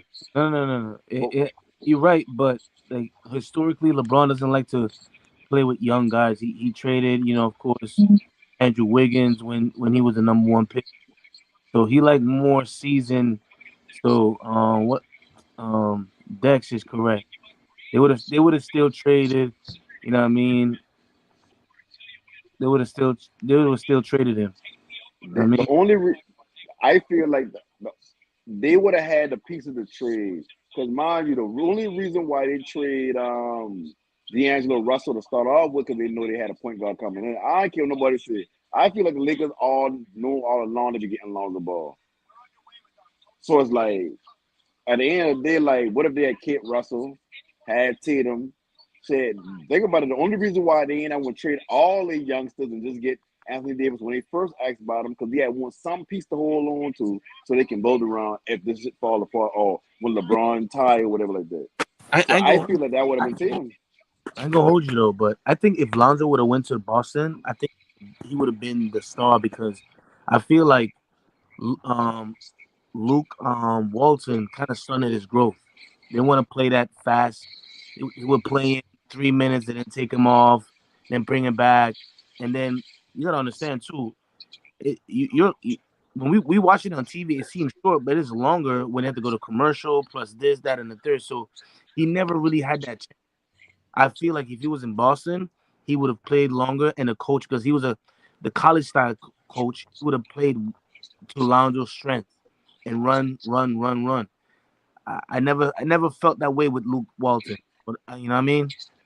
I think No, the I think reason, I mean, not to cut you off, but the reason why that wouldn't be true because the Mamba who the Boston coach been at the time, he don't run that type of offense. He don't cater to just one player. He had Isaiah Thomas getting buckets, damn near MVP inside the system. So the system they run wouldn't be fitted to what Lonzo do. And Lonzo don't. I mean, at the time, the three ball, of course, ain't really been his strong suit. Celtics did I need a point guard on that team, regardless now. So that would be a good pick as far as that just having a point guard, but.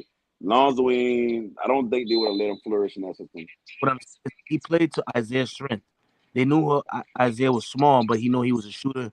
So they played to his strength. I believe that they would have adjusted to Lonzo and played to his strength, defense and pushing the ball. I mean, I think Tatum would have been good for the Lakers, but then LeBron would have traded him because LeBron normally don't like playing with you know what I mean, younger guys. Yeah, I think that's true. first year, the reason Lonzo is the narrative that Lonzo have is because of Luke. Luke's Luke kind of messed up his career, and not kind of, but did mess up his career. I mean, I think if he was somewhere else and they would have followed what his father was basically saying, and this have them run. I built my boys to run. They don't get tired. You know what I mean? And I feel like injuries is because I felt like Lonzo wants to be his own man, listening to what his father says. Because this never happened before. When he was in college, when he was in high school, and he was running, never had any knee injuries or nothing. As soon as he came into the NBA, he started doing these weird workouts. Now all of a sudden, now his legs, you know what I mean, is not as good as before. You know what I mean? But Yeah. but you know what I mean? I hope for a speedy. I ain't gonna hold you. I hope for a speedy recovery with Lonzo. I, I really feel bad for him because I know he tries. I know the worth ethic he has. I know the things that his father instilled in him. You know what I mean? And he don't get the credit that a lot of the other players get because his worth ethic is crazy. And I know he feel bad that he can't be right now in the gym working on things that he needs to work on because of his knee injury. I know it's killing him, but I'm glad to see that he came back with his dad. Maybe he could listen to a little bit more.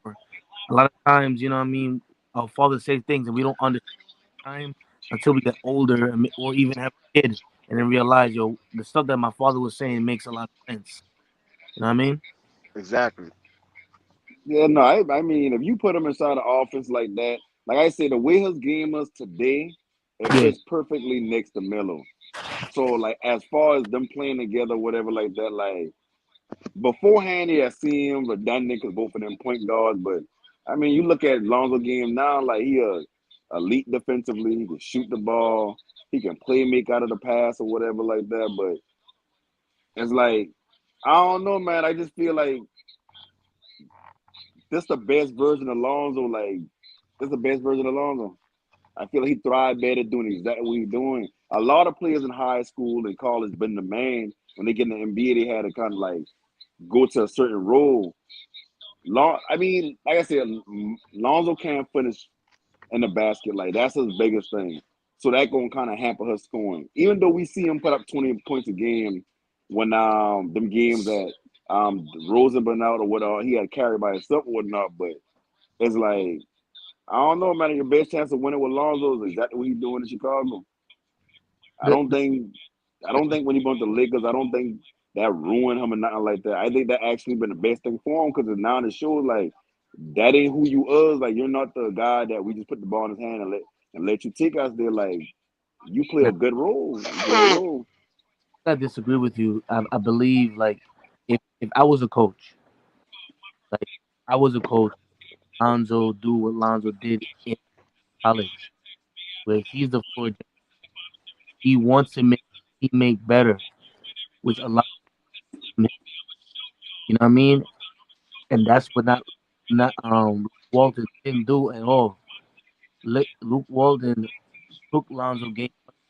You he was built to play 40 minutes, not 5 minute increments. Like I'm gonna play 5 minutes. If you make a mistake, I take you out. That you gotta give. And that's the same thing that Lamelo give me the keys. I could play even better. They give me the keys and fired Frank. What's his name? The coach, but they didn't want to give him the I keys. don't know if it's your mic messing up or My Yeah, do it fault. seems like anybody going notice in it? and out. Yeah, keep Yeah. going in and My out. I've fault. been My fault. trying to like focus and stay on him now, but I hear most Yeah. what you're saying though. There you go. You Now you you sound clear. good Now now. you clear. Oh yeah. What I'm saying is that's why they fired the Charlotte coach because he wanted the keys. You're gonna see a different Lamelo this year. Trust me. He's gonna average 25 points and 10 assists. And that's the same thing with Lonzo. The Bulls is not giving Lonzo the keys. I want him to get the keys. I'm an avid believer in LeVar. If you give Lonzo the keys, or if you give any of them the keys, you will see them unleash. And a lot of these coaches is not giving them the keys. I think the best coach would be for with any of them would be like a Mike D'Antoni type of thing where you're free range to just run and gun. Because that's how they should play from high school to even college. That's why Lonzo was amazing because the coach understood the task. Give Lonzo the keys, and he's gonna make everyone better because he's that type. He's that great of a point guard, and that's why he went number 2. You know what I mean? But when he went in the NBA, for some reason, I don't know what was going on with Luke Walton. Maybe, like I said, the old man mentality. Rookies got to earn that type of stuff. But Exactly. that, Right. that was that, that Yeah. was that was in the NBA at that time. You know what I mean? Yeah. Because everybody else that were in the same draft class was getting the minutes and the numbers, and it was not as good as Lonzo. But at the same I- time, you got to you look at it like this. know, Lonzo did make players better on his raw. He do make players better, and he don't necessarily got to run a point to do that. when you look at that Lakers roster, who been on that roster outside of Lonzo Ball? Brandon Ingram. Brandon Ingram gamers. Give me the ball. I'm gonna work. I'm gonna do this, that, and the third. They've been invested in at Brandon Ingram. So when you got Lonzo on the game with him struggling shooting that this rookie year, you kind of congest the floor. So now Brandon Ingram can put his true offensive prowess on the floor in front of you, so you can't really develop him like you want to. That been the issue they had with Kobe a few years back without D'Angelo Russell. It's hard to develop players when you got a player that just sucks so much energy, not energy, but sucks so much into just him getting the ball and okay, boom, everybody. Not saying you got to stand around and watch or whatever, but his true playmaking and scoring couldn't come out if your point guard you ain't got nobody who up on him and spacing the floor for you. So it's like as good as he does make players like Kyle Kuzma better, and said I even feel like he make Randall a little better, or he had him playing a little better, whatnot. But when it come to like what you really trying to do, Brook because we can Lopez. look at, like he make a lot of players better on the team, but Brandon Ingram, like that's not his game to just run up and down the court. So it's like you I can't really agree. see what you got with Brandon Ingram if Lonzo Ball ain't got the 3 ball in his career yet. Now the way Lonzo played now, he's perfect alongside those type players. You can drop Lonzo's one of the few players in the league. You can drop him on any team in the In league, team. and he can produce. It's That's right. rare that you can find that with a player. Yeah, So like I agree I with ain't that. trying to knock him, but it's like I don't think the Lakers mess him up as bad as people try to make it seem. And I don't think even more so like he a rookie so he can't get minutes. I think that been a developing team. They ain't really been trying to win. Not saying they ain't trying to, but like they ain't had the front office ain't had in mind on we gonna win. I think they already had in mind in conversation with LeBron. They already know what Tommy Bunn. So they've been trying to like think about it. If they feel like Lonzo's struggling, you don't think they're gonna take him out so you be like, oh no, but he still got good things about him. Like I think they've been trying to put them on a certain stage so they can be trade bait. So when LeBron come, they figure, oh, LeBron gonna make everybody on the team better. Then you see Lonzo get that triple double with him. A lot of people might think that because of LeBron. LeBron him on the team, he wouldn't get that triple double with the same game. But I know he had love playing with Lonzo. I know LeBron had love playing with Lonzo. If he could have seen Kuzma instead of Lonzo, I'm pretty sure he would. But they had want Lonzo on that trade. But I don't think the Lakers mess him up. I think the Lakers did him more help than anything because now he grew into the multi-dimensional player that he is now. Because defensively, he wouldn't have to be a defensive star if his onus is on scoring the whole time. So he wouldn't have to work harder on defense. No, he Because he always been a great defense, even in college. That's one of the analysts that said that when he goes to the NBA, he's gonna be a top tier defender because he showed it in college. He was already multi dimensional even in college with assists, steals. You know what I mean, and but they assists. never spoke about that when he been in college. All they talking Yeah, about is yeah, how he yeah. make the players around him better. I'm not saying everyone, but certain analysts that when he was playing against what was the number 2 pick at that time that he messed up his shoulder and then his shot was messed up. He plays for Atlanta. Right? Markel. Yes, it was that game when he stole the ball from Markel, and they said that he would be a elite defender in the NBA because of Nope. his length. Pause. You know what I mean?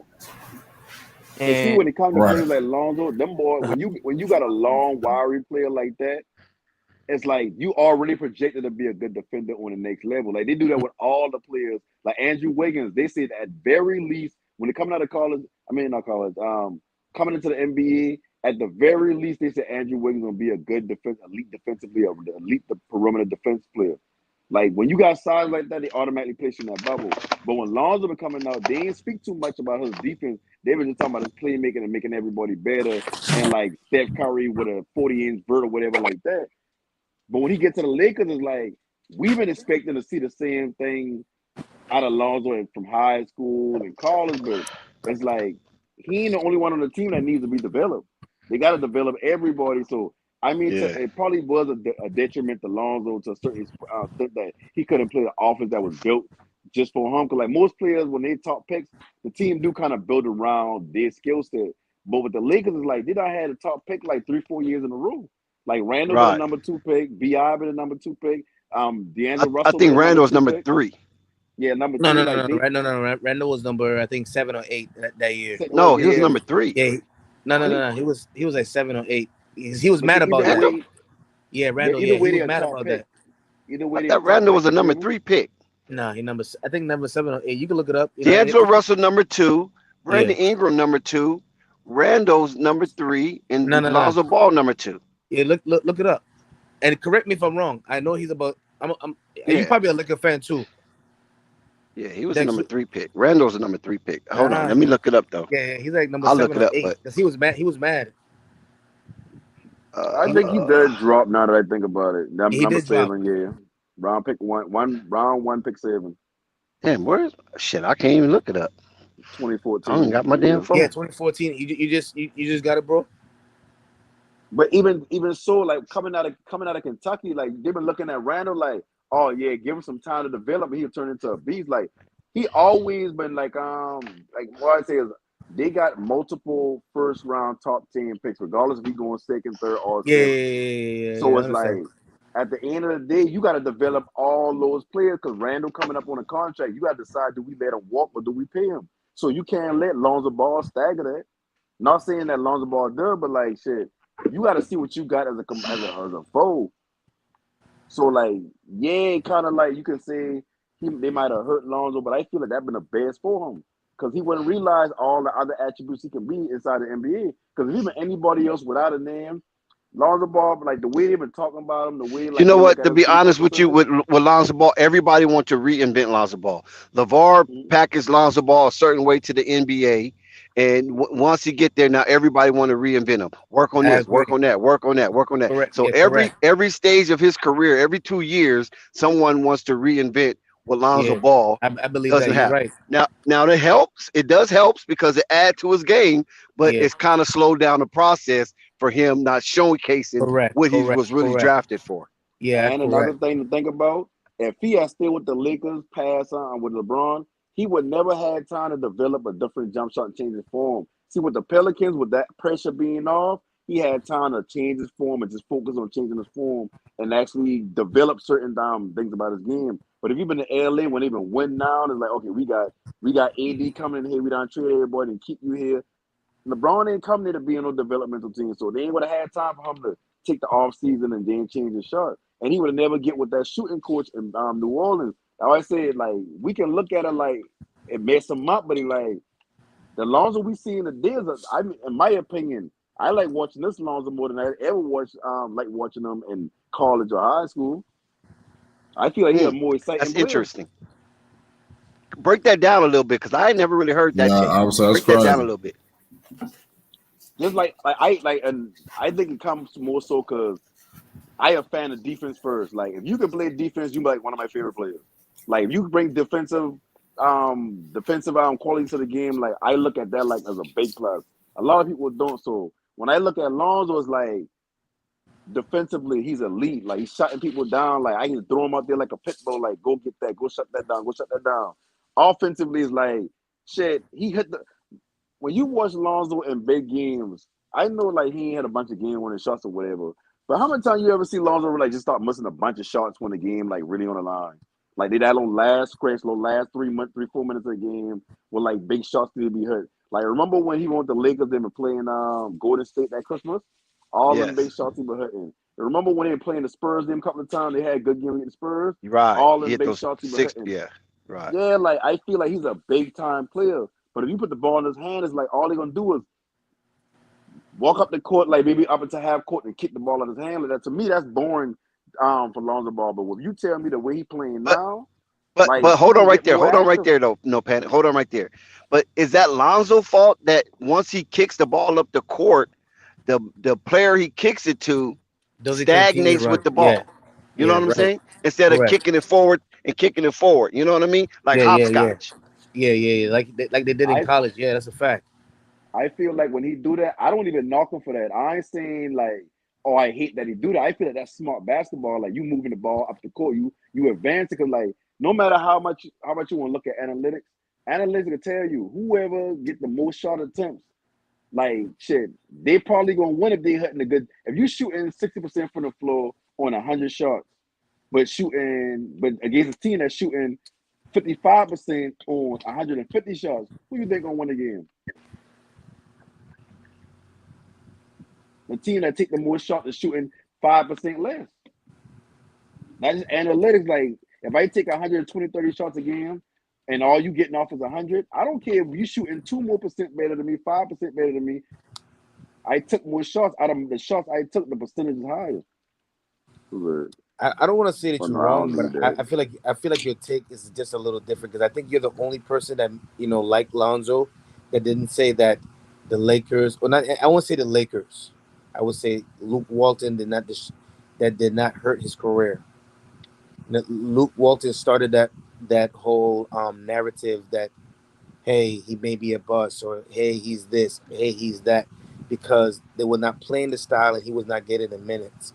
No elite player that you play in increments. Like, normally, this is how basketball normally goes. And I agree with you with that point before you keep And going. Julius Randle was picked number 7. Yeah, number 7. Yeah. Um,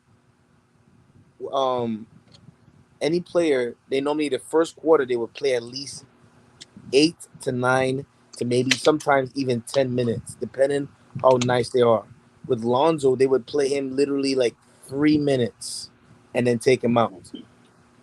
And then plus, it never give him time to warm up. When you got to remember, when he was in the summer league, and of course people might say, hey, it's a summer league. Whoever was coaching at that time played Lonzo's style, where Lonzo was pushing the ball up.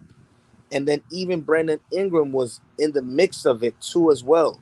Because, and I mean, that's why Kyle Kuzma was looking the way he was looking, because he had everybody was running on that team. But you know why that is like that though? But then when it went into the NBA, the regular season, for some reason, I don't know what happened. Like I said, he started to play 3 minutes, then 5 minutes, take him out, then another 3 minutes. It was never a full, like the first quarter, he played literally 10 minutes.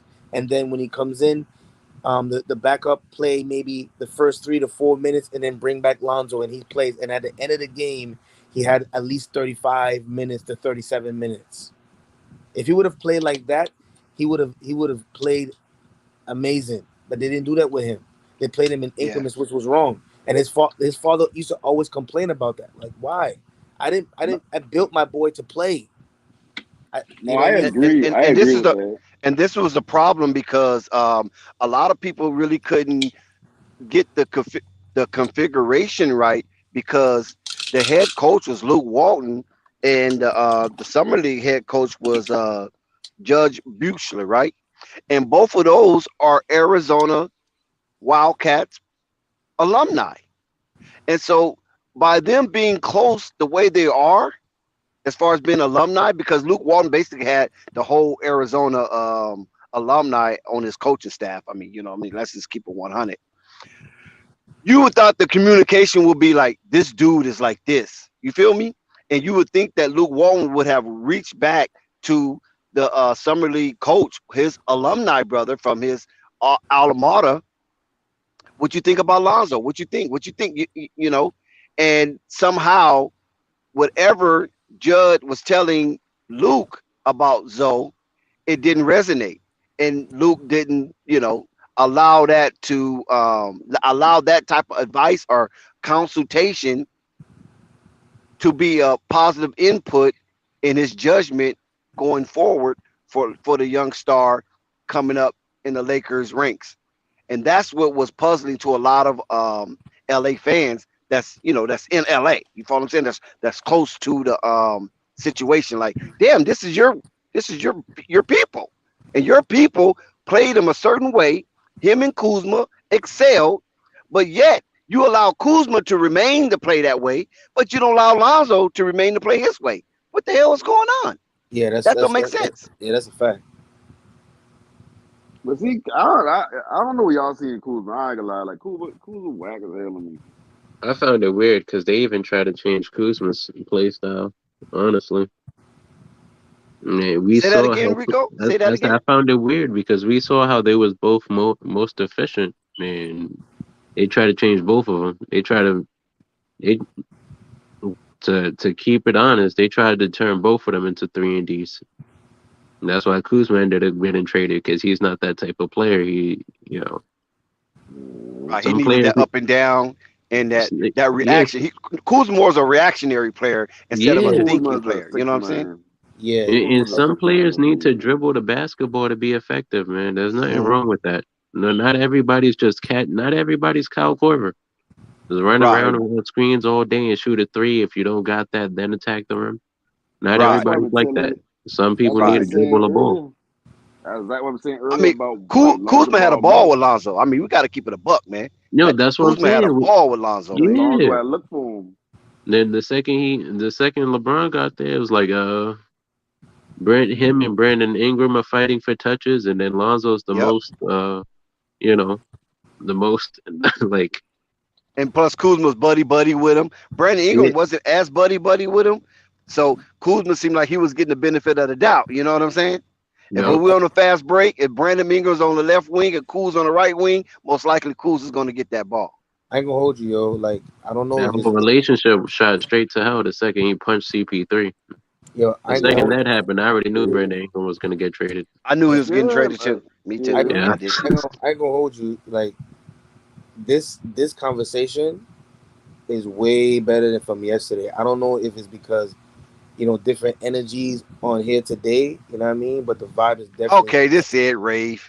Good gracious. I ain't gonna hold you. No. Rave gonna get you, Dave, when he see you tomorrow. Ain't no Pelican fans around that. Rave, you hear Dave? Like, everybody's. I'm trying to giving, like, protect you, Rave, but they won't let me. No. What I'm trying to say is this: it's just like the energy is different. Like we everybody's giving like great points, even if we maybe disagree. It's still like healthy dialogue. Like yesterday was a bunch of, even though a lot of people was making good, but the energy was just different. This is more like how they talk in barbershop. Like, you ever seen that show with LeBron? He had like the barbershop and the shop. Different. Yeah, the shop. Yeah, the shop. Yeah. This is how it feels where, Dex is speaking and people are listening, and then the other guy, that is speaking, he has like an accent. I don't know where he's from, but he's speaking and we listening. No panic. He's a Mississippi Jamaican. Got you. That was crazy. Even though his own is a different take, we're not jumping on it like, oh no, you don't know what you're talking about. That's true. You know what I mean? It's organic, and that's what I like.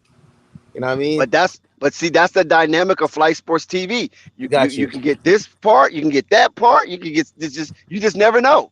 You know what I'm saying? You just go down that rabbit hole and just hope for the best. But when it gets too no, for real, when it gets too wild, you don't actually hear the you know what I mean, the premise of the actual conversation that we're talking about, because it's all over the place. Like today, when people listen, they be like, wow, that makes sense, or I never heard that take, or this, that, you know what I mean?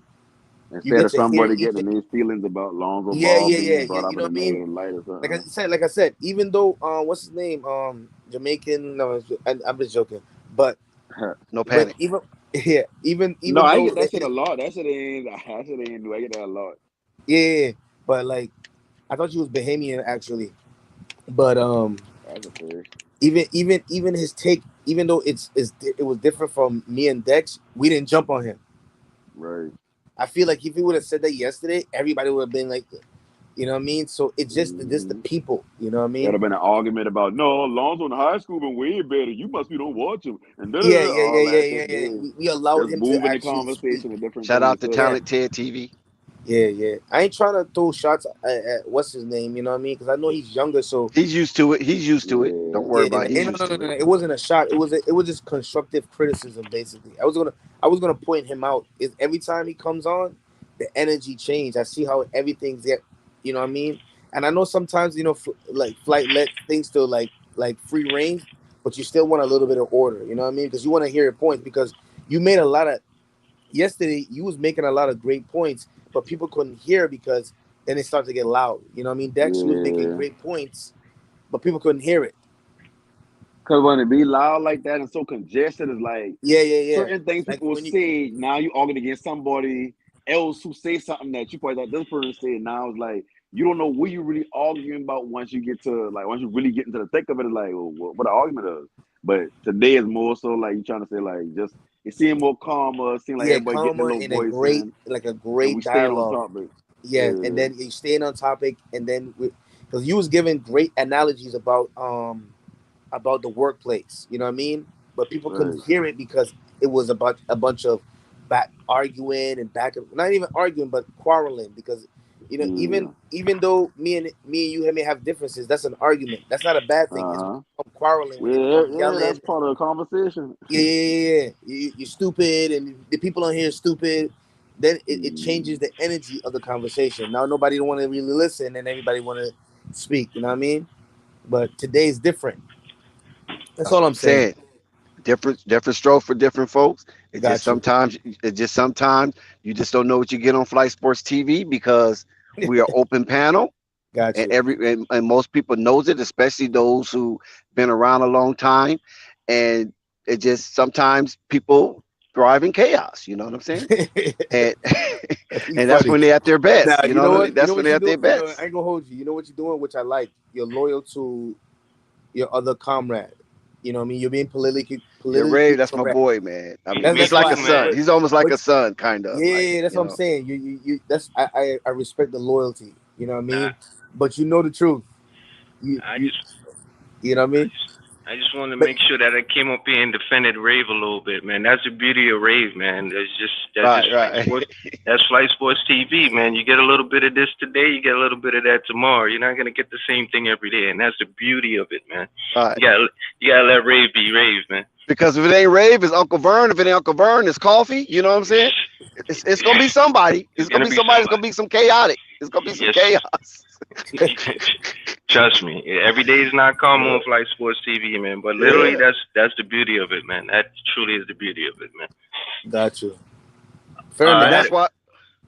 No, go ahead. Yeah, and that's why, you know what I'm saying, we trying to do our fundraiser and try to drop some coins in Flight Sports TV Cash App, so we can bring that balance. We can bring the quality content that's outside of us. Because we kind of go at it on a daily. A lot of times we want to bring in other people who might feel comfortable coming into this environment, because everybody don't feel comfortable coming into this environment, because a lot of people's on meditation and saging and frequencies and high vibes and good vibes only and you're euphoric. You know what I'm saying? A planet of love and peace amongst everybody. The P Diddy type stuff. You know what I'm saying? Yeah, but that's not real life. The India Iries type stuff, but that's not real life. Real life is you got to get order out of chaos. You know what I'm saying? Yeah. So Flight Sports TV is basically a microcosm of what we go through on a daily basis in life outside of the live stream. So that's why you're going to have your polar opposites. You know what I mean? You're going to have those polar opposites. You feel me? As far as energies and things of that nature. But it's up to us to challenge our inner ability to be able to bring balance in the atmosphere of chaos. You follow what I'm saying? Because that's what we want to do. Bring order out of chaos. And that's only how you're going to be a god. Other than that, you will succumb to the chaos, you'll falter, you'll crumble, and then you'll be no more.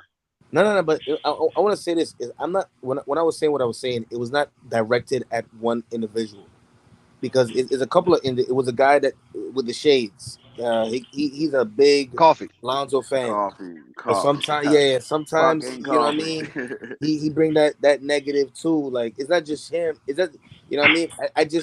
What I'm saying for me, I love the dialogue. But see, the thing of it is this: I wouldn't call it all the way negative, because we have that. We have those polars that's constantly fight each other. We have the negative energy in us, and we have the positive energy in us. Gotcha. But the thing about Coffee is that he is so filled with fire that it almost seemed like rage, but it's not rage. It's just that the way he vehemently defends what he believes, that's how it comes out. Gotcha. And if you haven't been in those type of environments with people that are like that, then it would seem a little odd and it would seem a little hostile. But in honesty, if you really listen to what he says, he is bigging up everybody he is speaking to. One thing I know about this platform, and that you got to notice, is that no matter how a person speaks, don't take it personal, man. Don't read into anything anybody says on a emotional level. It's just everybody got their own way of getting their shit off. You know what I'm saying? I want to hear the message. Like like I was saying, Dex was saying great analogies yesterday, but you couldn't hear it because of the certain, you know what I mean? That's all I'm saying. Today I can hear. You just got to go and re-listen to the stream. Then go rewind that part back and just listen to over again. Because I'm gonna be honest with you, I do that sometimes. Because sometimes I do that because when you in the midst or in the throng of a heated discussion, Yeah. sometimes we tune out others to make sure we hear ourselves. Gotcha. And that's where we go wrong. So a lot of times if that happens to me, what I do is I rewatch the stream and I'm like, oh shit, I said that. Maybe I meant this. Or he was saying that. And I didn't understand at the time because I was so busy trying to get my point across. So the next stream I could say, shout out to Rico for mentioning such and such, or shout out to Rave, or shout out to Unstoppable, or shout out to Nico. You feel me? Because I bring it back because I want that to be clear, because I don't want to hamper on it. And then once I find out that if I was wrong or I misunderstood, I keep it to myself because of my pride and my ego. No, that's not what we're doing. We're trying to work on ourselves. So I abdicate that the throne of the ego, and I abdicate the throne of the pride, and I go ahead and let those young individuals know, or if it's Uncle Vern, my elder, know, or if it's Marvin Perspective, I let him know. Marvin, you was right. I was 100% wrong on that, man. I don't know why I came with that perspective, but you was 100% right, and blah, blah, blah, blah. So that way you get credibility. You know what I'm saying? Because we can't always be right because we didn't create everything. You feel me? So yeah, that's how I go. And once we rid ourselves of that false pride and elusive ego, which is difficult with that ego, though. That's difficult. And then our trauma could be a little more pleasant. Got you. I had a question for you guys based on that Lonzo conversation y'all were having, though. Yeah, that was good. Yeah, I want to know, like, how much of that situation do you guys think that is on Lonzo himself, though, just taking the initiative? What part, though? What part? What aspect? The Pelicans, the Lakers, the Bulls? I mean, all of it.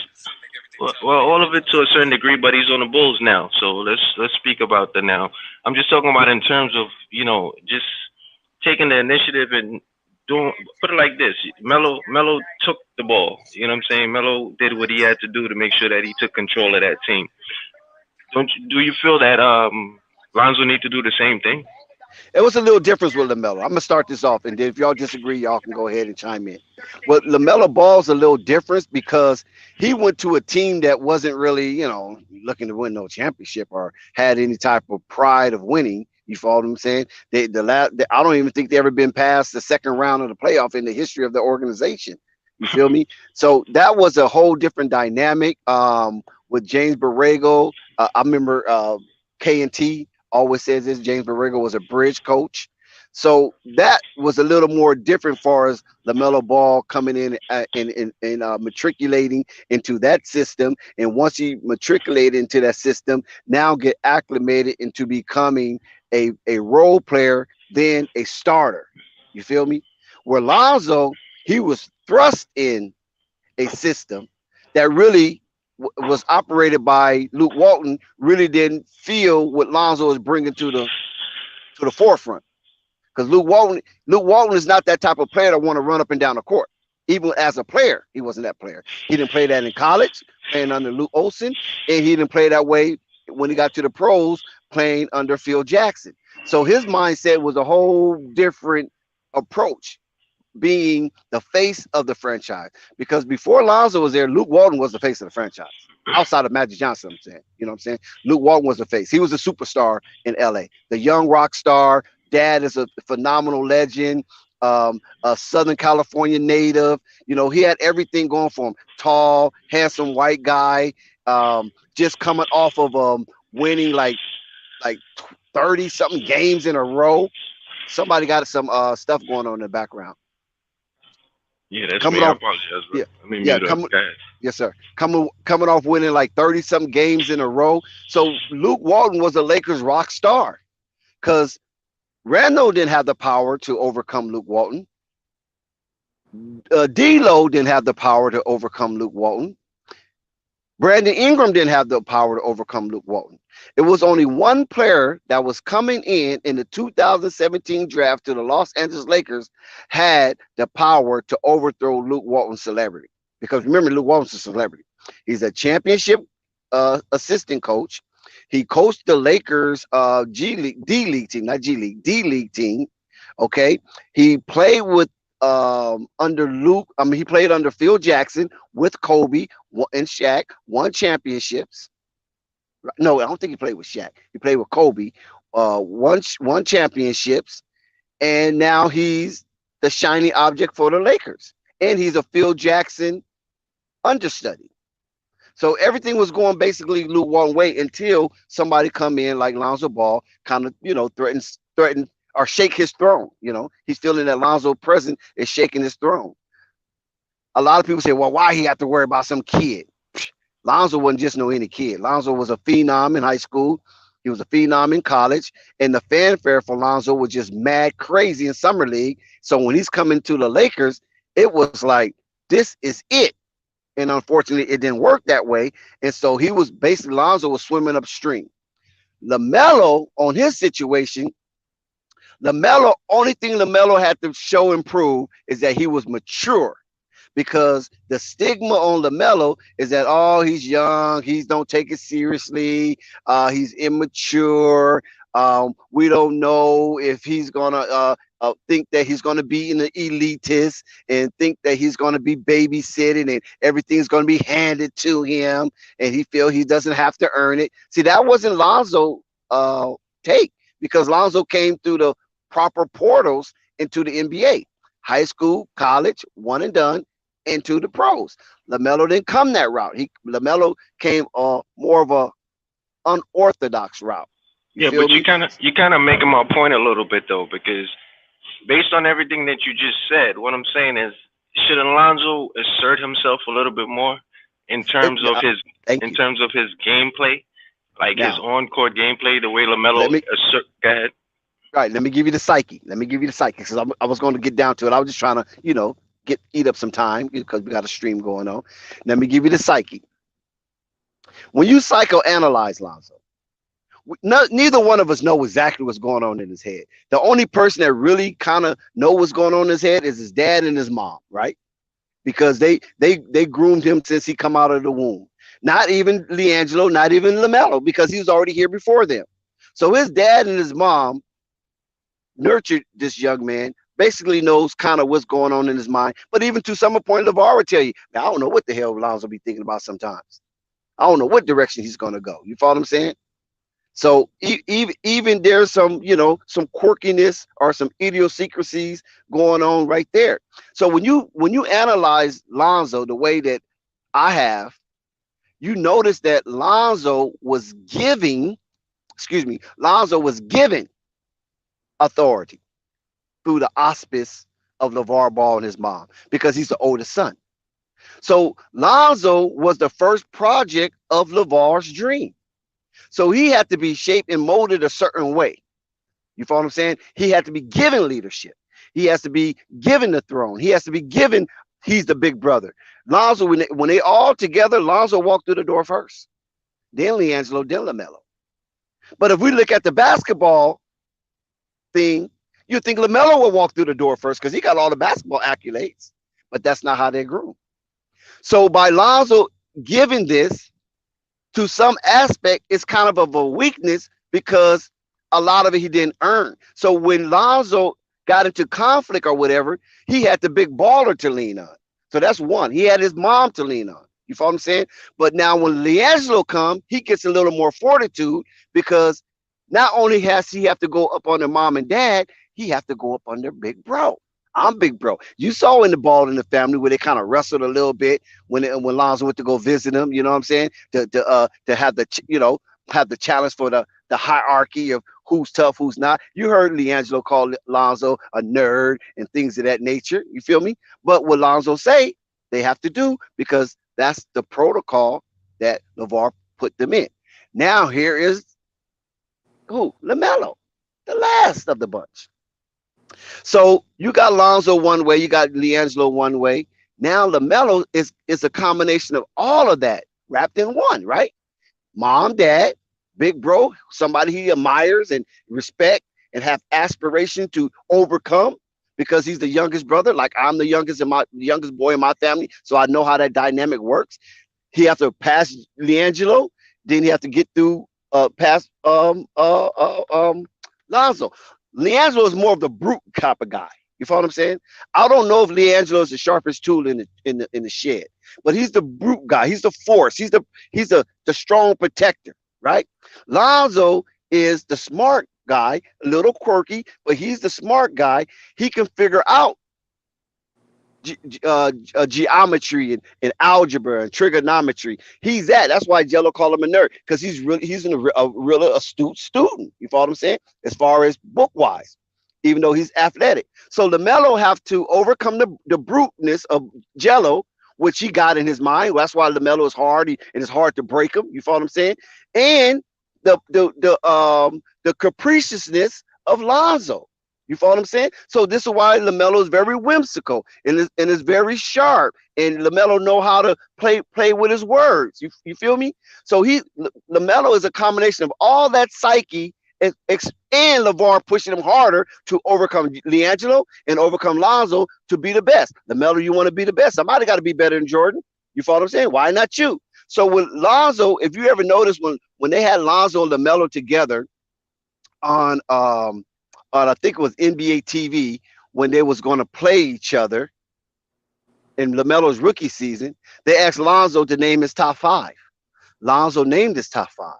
They asked LaMelo to name his top five. LaMelo named his top five. The only basically difference between Lonzo top five and LaMelo top five is Lonzo didn't insert himself in the top five. But guess who did? LaMelo Ball. He inserted himself in his top five, and a lot of people thought that was kind of cocky. No, it wasn't cocky. It's confidence. Like, why not? If I'm thinking I'm one of the best in the world, why not insert myself in my top five? Because that's how I see it. That's how I feel. So you can see the different patterns of their psyche. You feel what I'm saying? LaMelo had to earn more than Lonzo as far as within the family because Lonzo was the firstborn. Lonzo had to be given the blueprint. But once Lonzo got the blueprint and then Leangelo follows that template, and guess what? Now LaMelo follows all of the template. So with LeVar Foundation, Lonzo got. With Lonzo and LeVar Foundation, and Tina, of course, Leangelo got. But with LaMelo, he got Leangelo Foundation, Lonzo Foundation, Tina Foundation, and LeVar Foundation.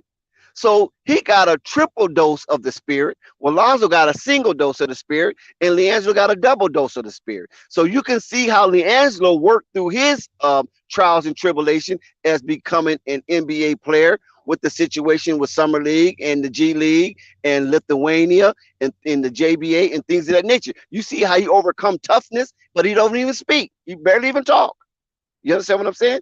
So, and now you see how LaMelo overcome his situation because LaMelo seen beforehand what it's like. Unlike Lonzo Anderson Ball, he did not see beforehand what it's like because he was the first of those who becometh. You feel me? Because Lonzo had no basic mentorship outside of LeVar, but LeVar's not a professional basketball player. You follow what I'm saying? So the only mentorship Lonzo have right now is Demo. You feel me? Demo's not a professional NBA basketball player, but when it came to LaMelo, he got Jermaine. So not only do he have his dad as a reference, he have an actual person who played in the NBA, is liked in the NBA, and a part of the fraternity of the NBA to also give him advice in consultation when it comes to the things that he might need to know to matriculate into the atmosphere of an NBA player. So that's why it was easier for LaMelo to acclimate himself with the Charlotte Hornets than it was with Lonzo because that was the first of the first. So that demonstration, some went good, some didn't go good. But guess what? LiAngelo kind of messed up with the China incident, so that kind of took him off the picture. So he had to take a whole new route. But LaMelo seen all of it, right? He seen Lonzo do the right thing. He see Jello kind of mess up. So he's in the background. He sees all of it. So that's why his psyche is way different than Alonzo Ball's psyche, and it's only befitting. That's why LiAngelo's psyche is a little different than Alonzo, his big brother psyche, and it's befitting because they seen it go before them. Whatever Lonzo did, this is why they love their brother so much, because he went through the fire first. So he had to be forged. And so when Jello comes through, he knows how hot the fire is, because Lonzo tell him, hey man, the fire's hot. Now when LaMelo come through, he already knows the schematics of the whole floor plan. All right. So with everything that you're saying, answer this question then for me. How is that psyche gonna affect his future in his career? Well, that's something that Lonzo. That's another thing of Lonzo that he has to garner up, is to get his psyche where he cannot lean on his dad while he's out there in that NBA atmosphere, because his dad is not in that. He's not a coach. His dad's not a general manager. His dad is not a president of a team. You follow what I'm saying? His dad is not an assistant coach. His dad is not a trainer in that atmosphere. So Lonzo have to understand that it's not given anymore. You follow what I'm saying? It's not given to you anymore. Now this is your path, your journey that you have to do. And whatever Big Baller have taught you, you have to use that as a reference guide. But that is not giving you the right to rule on your throne as you did within your own household with your little brothers. You feel me? Because LeVar, Lonzo, LiAngelo, LaMelo. You understand where I'm coming from? No, I'm with you, but you're kind of making my point, because that's what I'm saying. Based on everything you're saying is beautiful, but what I'm just trying to figure out is why I'm asking how is that going to affect his career. Is what I'm saying is you're technically saying that he's not that assertive. You know what I'm saying? That's No, what he's I'm saying. definitely not that assertive. That's a fact, bro. You hit it right on the knot, because I always ask the Big Baller, how come he's not more preemptive? You follow what I'm saying? You know, because we know the basketball court is a war zone. Right. Why, if he's a point guard is the initial attacker, right? Because he surveys everything, he looks around, he try to find the weakness, the kinks in the armor, and things of that nature, and expose it. He does mentally. Remember I said he does all the geometry, all the algebra or abstruse geometry, all of the algebra, all the trigonometry. He doing that in his head. But when it comes to vocalize it, that's where the issue comes, because he never really had to vocalize it. When it came to someone to authenticate his authority for Lonzo, it was a Big Baller. Because if something didn't go right, Big Baller said, listen, you guys better listen to your brother. That's your big brother. Y'all listen to him. I don't want it to get to me. When it gets to me, then it's going to be a problem. So you might as well listen to Lonzo. You feel me? So it wasn't like he had to go out and grab it. It was ushered to him. It was given to him. So now this is a whole different atmosphere. So he have to use as a reference that, okay, in order for me to get that type of influence, I'm going to have to show my athleticism, my IQ, and things of that nature on this court. So then guys can feel comfortable allowing me to dictate and run the offense and be that type of a Chris Paul player or Rajon Rondo type player and things of that nature, because I'm not forceful. I'm not that type. I'm just, you supposed to know this. This is how Lonzo looking at it. You supposed to know this. You an NBA player like me. You supposed to know that. You supposed to know how to cut. You supposed to know how to be in that spot. So when I'm operating the offense, it's easy. I kick it to him, he kick it to you, and they kick it to him. I mean, that's like 1, 2, 3, 4, 5. You know what I mean? It's like a domino effect. But all players is not like that. So that's when you have to voice your opinion. Like, hey man, you need to get your ass in that spot, man, because you costing us. And that's something that really Lonzo really don't do. Right. So it is fair to say, because everything that you just said he has, and I believe that the number one thing that he has is IQ. And I just think that he has everything in his bag, but the only thing that he doesn't utilize is that word that you just used, which is forcefulness. I just don't think he asserts himself to take over the game the way he's supposed to take over the team the way he's supposed to use that IQ in a forceful manner. You know what I'm saying? I think he just goes along to get along, so to speak. You know what I'm saying? And I think that's going to affect him because, I mean, he already played for 3 teams. And if he hasn't put himself in that mindset by now, that's what's going to hurt him in the league, in my opinion. And don't forget the injuries that come along with that too. Now it's not like he's been healthy since he's been in the league. So he had injuries, he had setbacks. So that works on your psyche too. So that is something that he also has to deal with. How do I not get down because I'm not out there for my team? How can I just stay like mentally ready? So when I'm called, it's like this never happened. My injury never happened. Some of us have that. You feel what I'm saying? Because some of us grew up a little tougher, and when we grew up a little tougher, we knew if we fall down and hurt our knee, ain't nobody gonna really help us up. They're gonna laugh if we start crying, so you don't cry. I think that's a scapegoat right there. Because to be honest with you, when it comes to Lonzo, I don't think any of that affects him. I've watched Lonzo play ball since Chino Hills, so things like that I don't believe affects Lonzo's psyche. What I think that affects Lonzo is that he tries to please everybody instead of just pleasing himself. Don't you think that's a deflection? What, him trying to please everybody else instead of himself? Yep. Isn't that a deflection? I won't say it's a deflection. I look at it as more as just a level of fortitude that he doesn't have. You understand? And maybe it is within him. And I think everything. Hold on right there, Dave. You said something good. A level of fortitude that he doesn't have. Okay, on that aspect, not his totality, not the embodiment of him, but on certain aspect, that level of fortitude is not present. So if he realized that, do you think the laughing and the getting along and all that is a deflection, a cover? Well, I don't think it's necessarily a cover. What I think it's just that's Lonzo. You understand? But what I just think that, and everything you just said about Tina and his father is totally accurate. What I think, in my opinion, is that he needs to mentally separate himself from everything that you just said and understand that he's in the NBA, he's getting paid on his own, and he's in his own lane right now. So everything that you just said about his moms and his father and, you know, I think all of that has to get put to the side, and he needs to take over his career. And he needs to put himself right. And we're actually not going against each other. We're actually on the same page.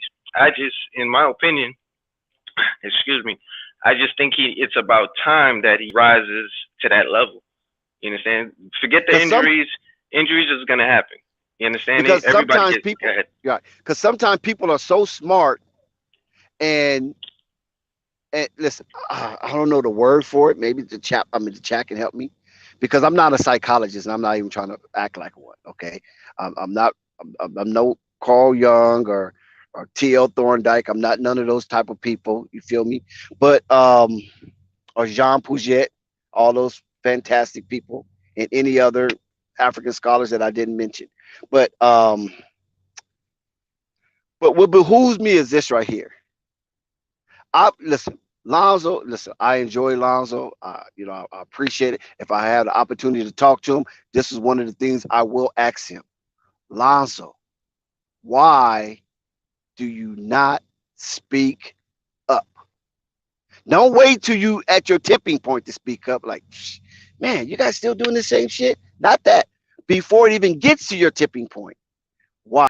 If you feel something is you're uncomfortable in a situation, immediately when you feel that little something that's gyrating your spirit, you feel what I'm saying?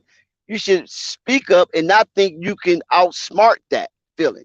You feel what I'm saying? Because that energy that is gyrating in you is part of the energy that created you. Yeah, so I can give you it's telling you something. I can give you an answer for that. And what I think it is, honestly, and it's not his fault, so I wouldn't blame him for this.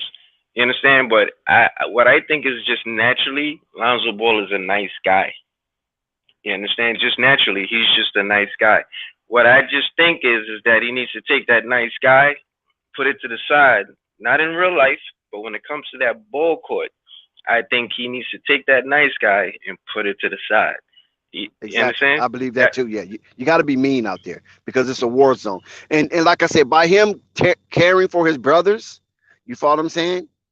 Because I kind of got a brother like that that's really smart and he's to care for us. He's when mom and pops was doing their thing, he would try to look over us. You feel me? And right now to this day, he still do that to our nieces and nephews. He's still extra sensitive and caring for not me anymore, but for his nieces and nephews that are my nieces and nephews. He go the extra mile to make sure that they good within his means. You know what I'm saying? Not anything outside his means, but within his means. And sometimes I used to say, Ted, what'd you do that for, man? They can do that shit on their own, man. They grown. But that's just what's innate in him because that's how he basically was nurtured to help take care of those of the siblings that was younger than him. And I think he did a very good job. You follow what I'm saying? Some people, some of us are birds who fly out the nest, and then some of us are birds who stay back to take care of the eggs. No, and I agree with you. I agree with you 110%. And I'll drop it here so somebody else could talk. I didn't want to take over like that. It's not that serious. But I just really, my whole thing is that I'm worried about his career in general. I just want him to assert himself, put it to the side, because what it is that your career only lasts for so long. And he's going to make himself known for something the longer that you go playing that way. So I just really, my wish for him is that he takes that basketball and he understands that he's the one that controls the team. He's the number one. He's the point guard. More importantly, he was drafted number two. You understand? So if you're drafted number two, you got to come off like a number two player. And I just hope this season that comes up, he puts himself in that mindset where, listen, just put everybody to the side, get on that court, and take it over. I just think that when it comes to the Zach Levines and it comes to the DeMar DeRozan, he looks at them as they've been there before him, they're older than him, and he kind of gives way to them. But his IQ is above them. Regardless of the gameplay, they could put the ball in the hole, so can he. And I just think he needs to put himself in the mindset of not thinking that others are better than him or because they've been there longer, he should, cater to them. No, you're the point guard. You got to be the PG. You understand? You control the game. You're the number one. And I just think that he needs to put that to the side. Don't care about who's older. Don't care about who's been there longer. Bro, just take over the game and do what you got to do. They pay you a certain amount of money. They're not putting you on the bench. Exactly. See, I mean, but see the thing about Lonzo, man, like it goes deeper than just. I mean, what like I said, what Dex was saying, like all that makes sense, all that true, all that about the psyche, whatever. Like, but when it comes to Lonzo, I feel like even if he want to still remain the same type of person, because all of them play their personality as they play, like exactly how their personality is exactly how the game was. Lonzo, like he don't say much, but he don't seem like somebody you can just be like, he looks like somebody been raised by his daddy. Basically, what I'm trying to say, like he ain't gonna let you play with him, but at the same time, he ain't gonna go out his way to offend nobody. That's his game. Y'all can hear me? Yeah, I hear you. Yeah, I was on mute. Yeah, we hear you. I was on mute. Oh yeah, but Lonzo ain't never been in any type of system since maybe like not even AAU when he been like an 8, 9 year old league or whatever like that. He ain't never been taught the actually NBA office or not even the NBA office. Like he ain't been taught certain things that most players kind of go through AAU or do high school and do college. When he get to college, everything been catered to him. We been in high school, like they've been just running up and down the court all the time. So like certain things like the pick and roll, he probably ain't run a pick and roll until he get to college or even to the NBA because I can't remember running pick and roll at UCLA. But it's like if you take that and then you put him in the NBA now, his game is suited towards fast breaking. We don't know fast breaking ain't nothing you can maintain in the NBA. Like you can't win just fast breaking all game. Like that shit got to be something where it goes into the game as far as like the way you rebound and push the ball up court or whatever. So when you have that type of player, then you put him in a system like how, especially with Walton, like Walton probably been trying to run motion offense and everything in LA. Now Lonzo on the court, but he don't actually have pick and roll skills. Even to this day, he can't finish in the basket. His dribbling skills, I don't say his dribbling skills like he gonna get ripped every time, but I mean he damn near close to that. And then knocking the rest again fine. I feel like he a complete player if he just add handling, he add getting to the basket or whatever like that. So when you got a player that can't run his personal style all the time, now he got to conform to something that he really ain't. So what's going to make him, with his personality type, uncomfortable? People like that get uncomfortable in situations where they can't dictate what's going on. So now, like you got him sitting in the corner, he feel more comfortable just doing that. But he also want to play make because like that's his personality. Like he want to make everybody happy. So as far as him changing his mindset, he can be more affirmative and shit like that, and take the ball over. But until he develop a drive game, a dribble game, like he can't really be that aggressive. He can really only do what he's doing now. Not saying he can't do nothing in the future. I just saying like the way his game set up now, like even with an attitude adjustment, all you do is just be taking more shots. But you're gonna be missing more shots because if you decide to take to the basket for the rest of the fourth quarter, dang, your strong suit, like every time you get to the basket, you get blocked or like you kick them out. Like even plenty of times we see Lonzo in the rookie season drive to the basket, get in the basket, got a pretty easy layup or not even easy, but like it might be contested, but like he can get it to go, but he'll just pass it behind or pass it to somebody else. I just feel like his game would benefit if he just work on dribble drives and get into the basket, going up strong, like being more assertive in that area. But other than that, like I mean, the Lonzo Ball you're seeing right now, this form of Lonzo Ball, like get used to that. Like don't expect Lonzo Ball to turn into this player where I the main man on the team and I about to take us to the glory land because that wouldn't be conducive to what he actually trying to do his psyche on the court. If you a fat pass first point guard, you can have the mindset I'm a score, but at the end of the day, like that ain't who he is. That really just I ain't who he agree. is. I agree because I haven't seen that one aspect of his serious basketball play where he was the leading scorer or things of that nature. You know what I mean? It seemed like every team that he played on, as you know, grooming into becoming NBA prospect, all the aspects of his weakness was covered. You follow what I'm Mm-hmm. saying? They had somebody to go to the rack. I mean, well, he did kind of more when he was younger, but he was damn near taller than everybody at that age anyway.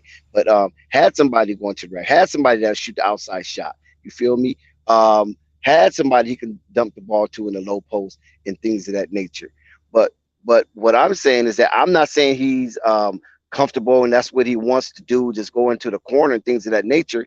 He's just not a confrontational type player. I don't think that he's in a locker room, you know, kicking stuff down, knocking stuff over, uh, Right. busting up lockers. You know what I'm saying? Talking about, I need the fucking ball. You know what I'm Right. saying? I need to run this offense. They brought me over here to run this offense. And, you know, he's not in the locker room doing that. It's like, I'm in the locker room.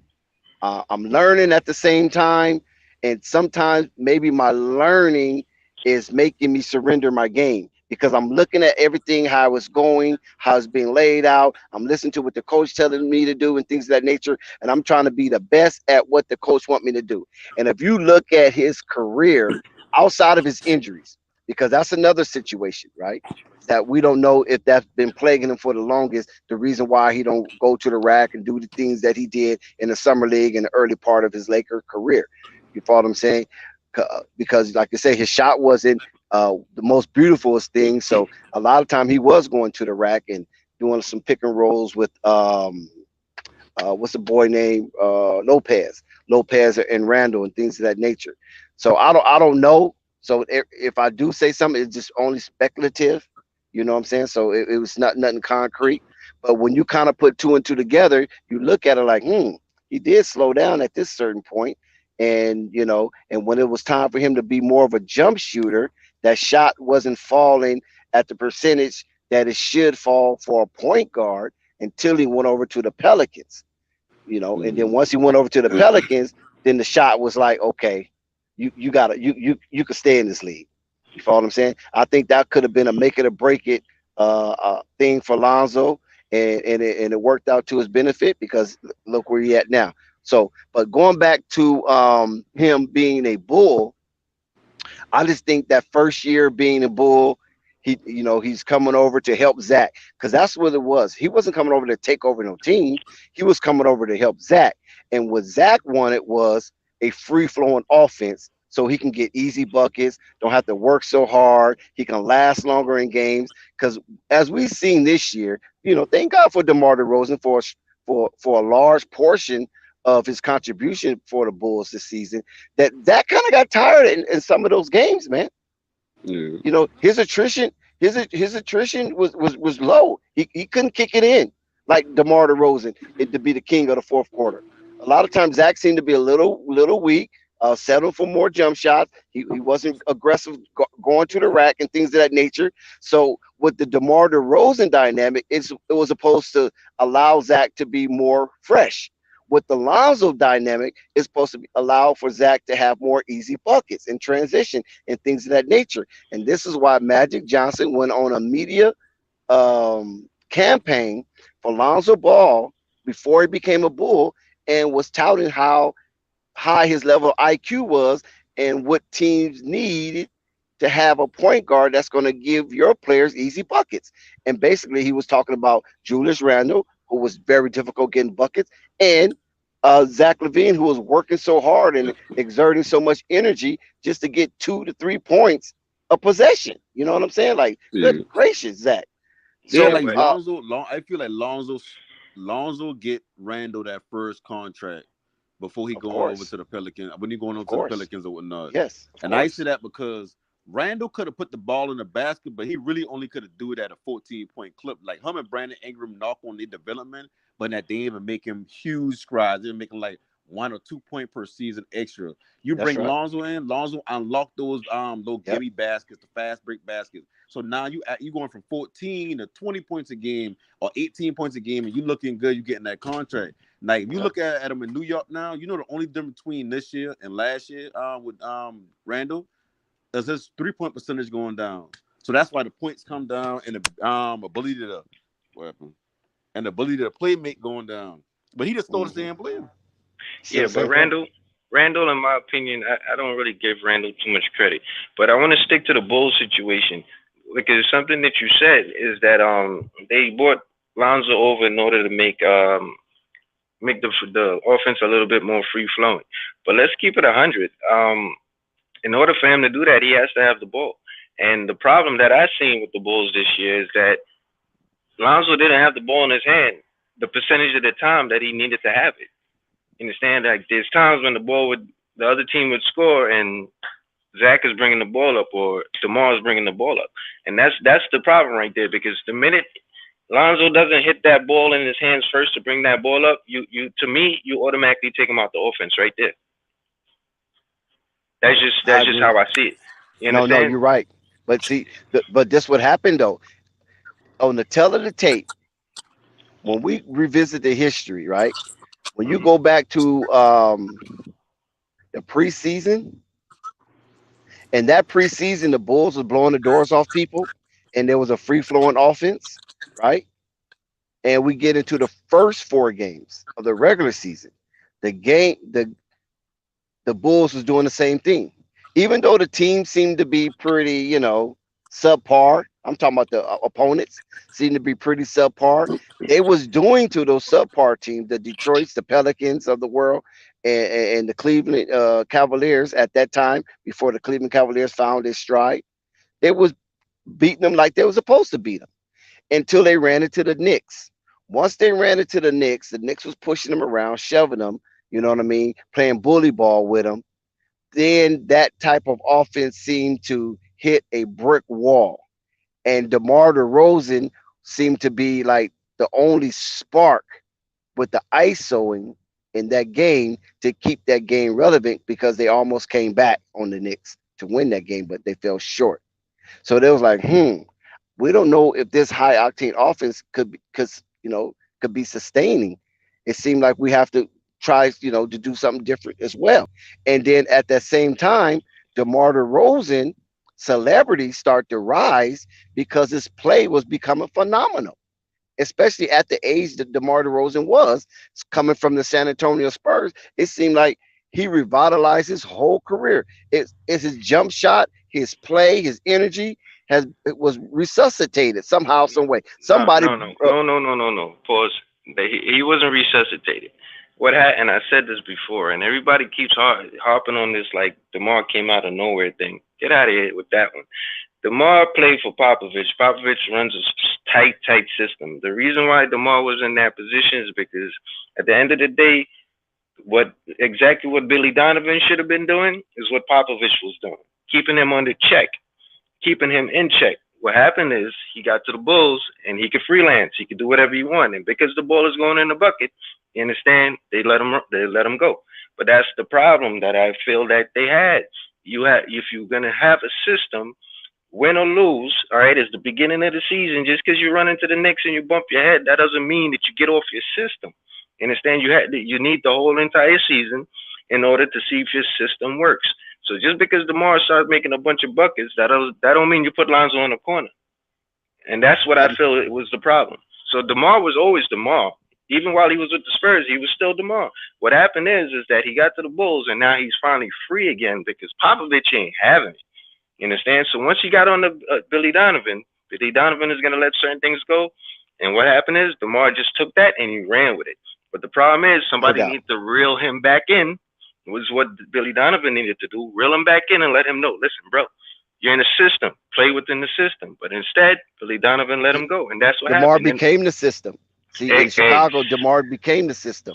And this is what I was trying to say is that when DeMar game was, I have to use the word resuscitated, because if it wasn't like he coming with those same stats. So when you said Popovich was holding him back and things of that nature, people thought that was DeMar. That was the end of the line for DeMar. You look at his age, you look at his numbers and things of that nature. So DeMar is this player coming over. So that 16, 17 points a game that he was averaging over with the Spurs, that's good for the Bulls as they was looking at him coming over. You follow what I'm saying?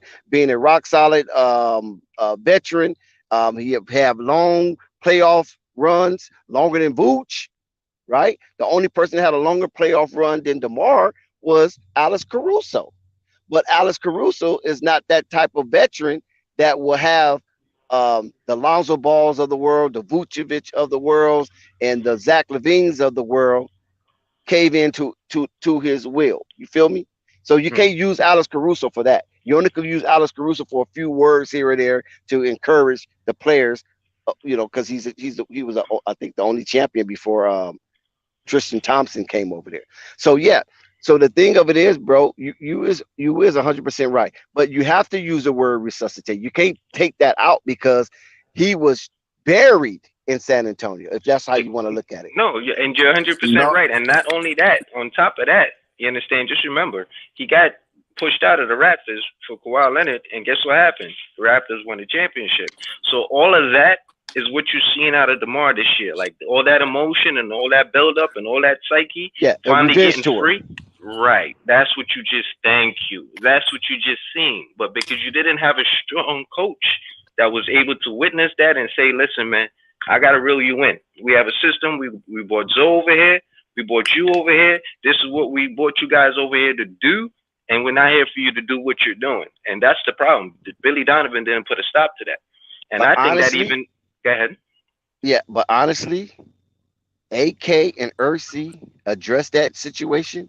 Why they got DeMar DeRozan? Because everybody thought that was one of the worst acquisition in free agency for this team, for this caliber team.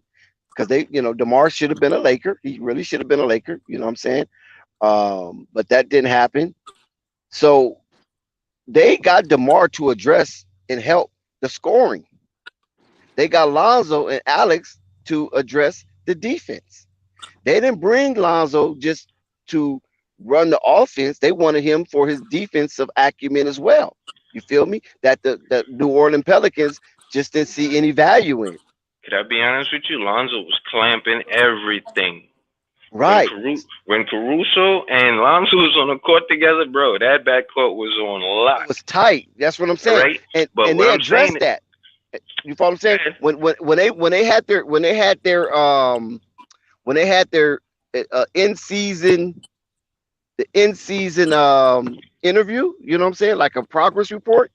That was one of the things that AK and Ursley said when they picked, because they asked him about the off-season acquisition. You know what I'm saying? So in the draft, so they drafted Io, you know, for his defensive purposes. They got Derrick Jones Jr. For his athleticism. They got DeMar DeRozan for his scoring output, because he can close out games for him and things of that nature, because that's what the Bulls was having problems with last season, closing out games, and that cost them the play-in situation, as well as Zach getting injured, of course. But even to be in a situation where Zach injury will cost them 4 or 5 games down the stretch, and they have to yield that play-in slot to the Charlotte Hornets. So that was addressed, and then the defense was addressed. You follow what I'm saying? And then, like I said, it was also addressed because Zach LaVine wanted to be in more of a free-flowing offense and things of that nature. Kobe White couldn't really handle that situation. So that's when they brought in Lonzo Ball, as Zach LaVine recruited Lonzo Ball. So this is who he wanted. You feel me? But it turned out to be a little different. And I'm quite sure him and Lonzo had that conversation. So I know I told you come over here, we was going to be running it like this, and it didn't go like this. DeMar DeRozan was having an MVP season. You can't turn that off.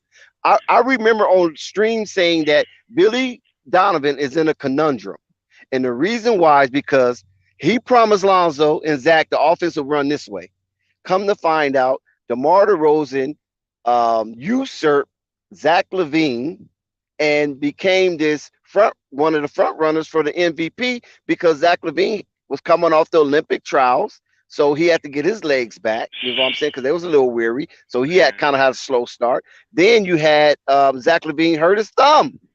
That's what really did it. When Zach LaVine hurt his thumb, because him and Zach LaVine was averaging 26.7 points for DeMar, and Zach LaVine was averaging 26.5 points or something like that, or 25.5 points. It was like a few percentages off from each other. That's the and it was making a 67% of their offense. Those two. There was a second highest tandem next to James Harden and Kevin Durant in the NBA, as far as tandem wise. And then Booker and Chris Paul was behind that. You feel me? So when you got all this dynamic and you winning, you can't turn that off talent. No, you can't turn it off, but that's not the point I'm trying to make. You see, now, if you're a good coach, what you're going to do is find a way to turn those things into consistent wins, all right? And that's what you're going to find a way to get Lonzo involved. And it shouldn't be hard to get Lonzo involved, because at the end of the day, he's the PG. He's the number one. So even if these guys are scoring off the racks like this, what you need to do is create a system that has Lonzo running that scoring system. And that's what I have a problem with Billy Donovan. You understand? If you're a good coach and you got 2 all-star players doing what they're doing, and you have Alonzo Ball on your team, what you're going to do is create whatever system you need to create to get that man involved on the offensive side, to get these guys the ball so they can do what they got to do, besides putting him in the corner.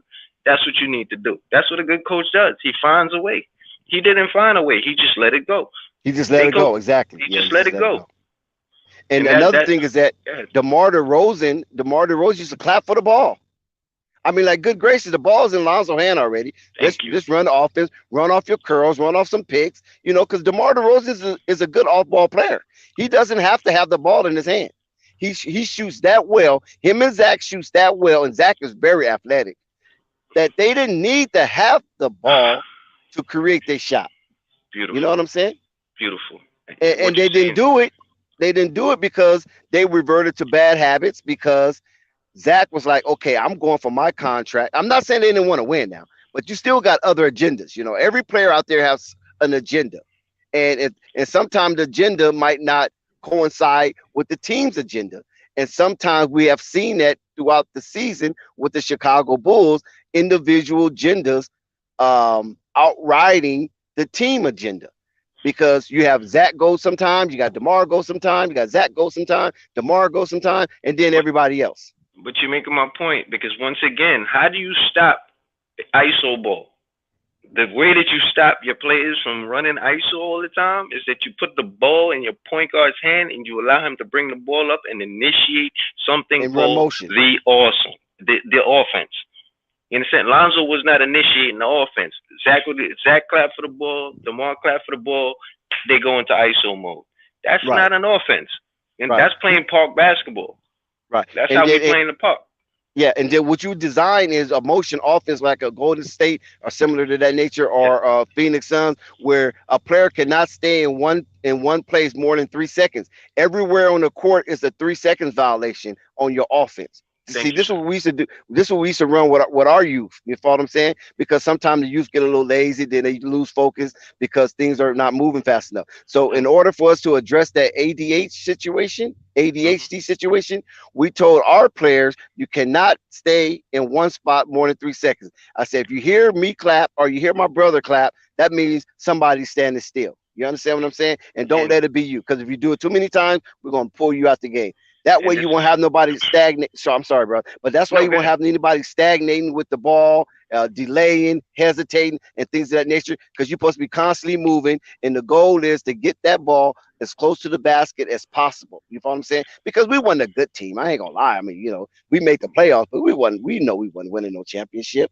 But we just wanted to get them to be active and have motion, so nobody won't be a ball hog. You know what I'm saying? And But we I'm sent good. one player out of our team. One player actually played professional sport, but it was football, and that was Kevon Seymour. He actually got drafted by the Carolina Panthers, and he was a part of our youth basketball team. And everything you just said in terms of the motion offense, guess what?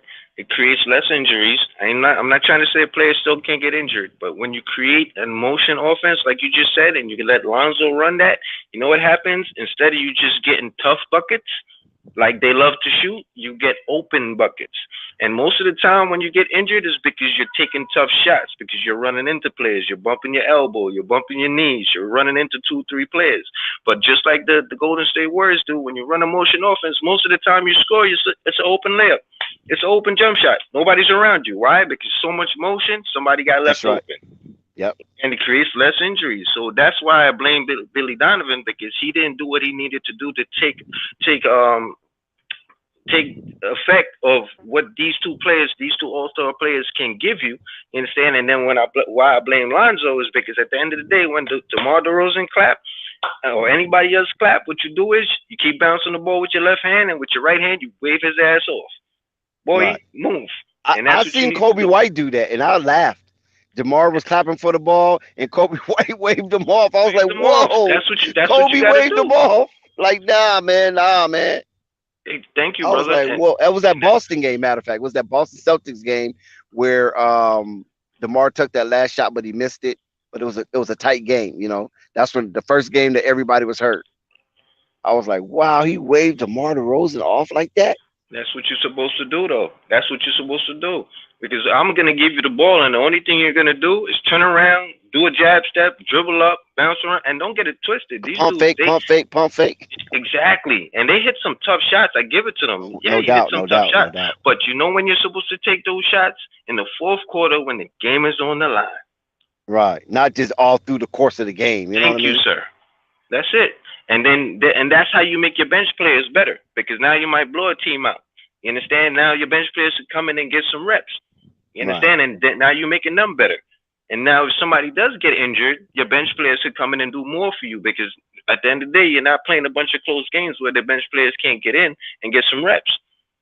Now, I remember having this conversation with Coffee. I remember having this conversation with Uncle Vern. I remember having this conversation with Marvin Perspective. When do Billy pull the plug and have a hard conversation with his team saying, we can't play that way anymore? And I said, soon as DeMar DeRozan slipped in the MVP voting, that's it. Because he's not going to get back up there. You understand what I'm saying? He got up to like number 5, number 4, or whatever. And that's the highest he got. But once he starts slipping back down, right then and there, you guys should cut the plug on that type of offense, because he's not going to get any higher than that. And I believe that's what Billy kind of got a little, got a little Well, shaky. you see, I got to disagree with you on this point because it's like you're kind of okaying that type of thing. You understand? But I can't okay that just because a player's looking like he's about to become MVP. That don't make look, man. We're about the team. We're not about the person. You understand? Because at the end of the day, you're gonna come to a point where you got to get a new contract. You might get traded, whatever. If you're gonna win MVP, win it while we're playing through this system. You understand? And that's the challenge I got to give to my player. If you want to win MVP, win it. Show me how good you really are. Okay, by winning it, playing through the system. I'm not just gonna sit out there and let my player just go crazy every No, single I game. feel you. I feel You you on that. understand? Like you're But at not the making same me look time, good as a though, coach. Ted. Yeah, but Talk at to the me. same time, Ted, you have to understand that these players, they have to meet their mark, and it just and the coaches, like I said, it's a conundrum. It really is, because players got to meet their marks. Players got to have their times, their time, their touches, and all type of stuff, so they can hit these incentives and things of that nature. Maybe some players have that in their contract. Maybe other players don't. See, maybe Lonzo don't have that in his contract, because what I know of his contract is 100% guaranteed. You feel me? Maybe Well, maybe DeRozan contract ain't because of his age and things of that nature. The situation that he come from. Yeah, he got the 90 million, but maybe what I'm saying. Maybe they negotiate so many touches a game, average touches a game, and it's all kind of little well, intricacies in those contracts. all right, I give it I'm to you. not.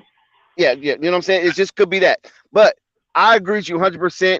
You're supposed to have enough galls to stop it in its tracks, because it's not going to go any further.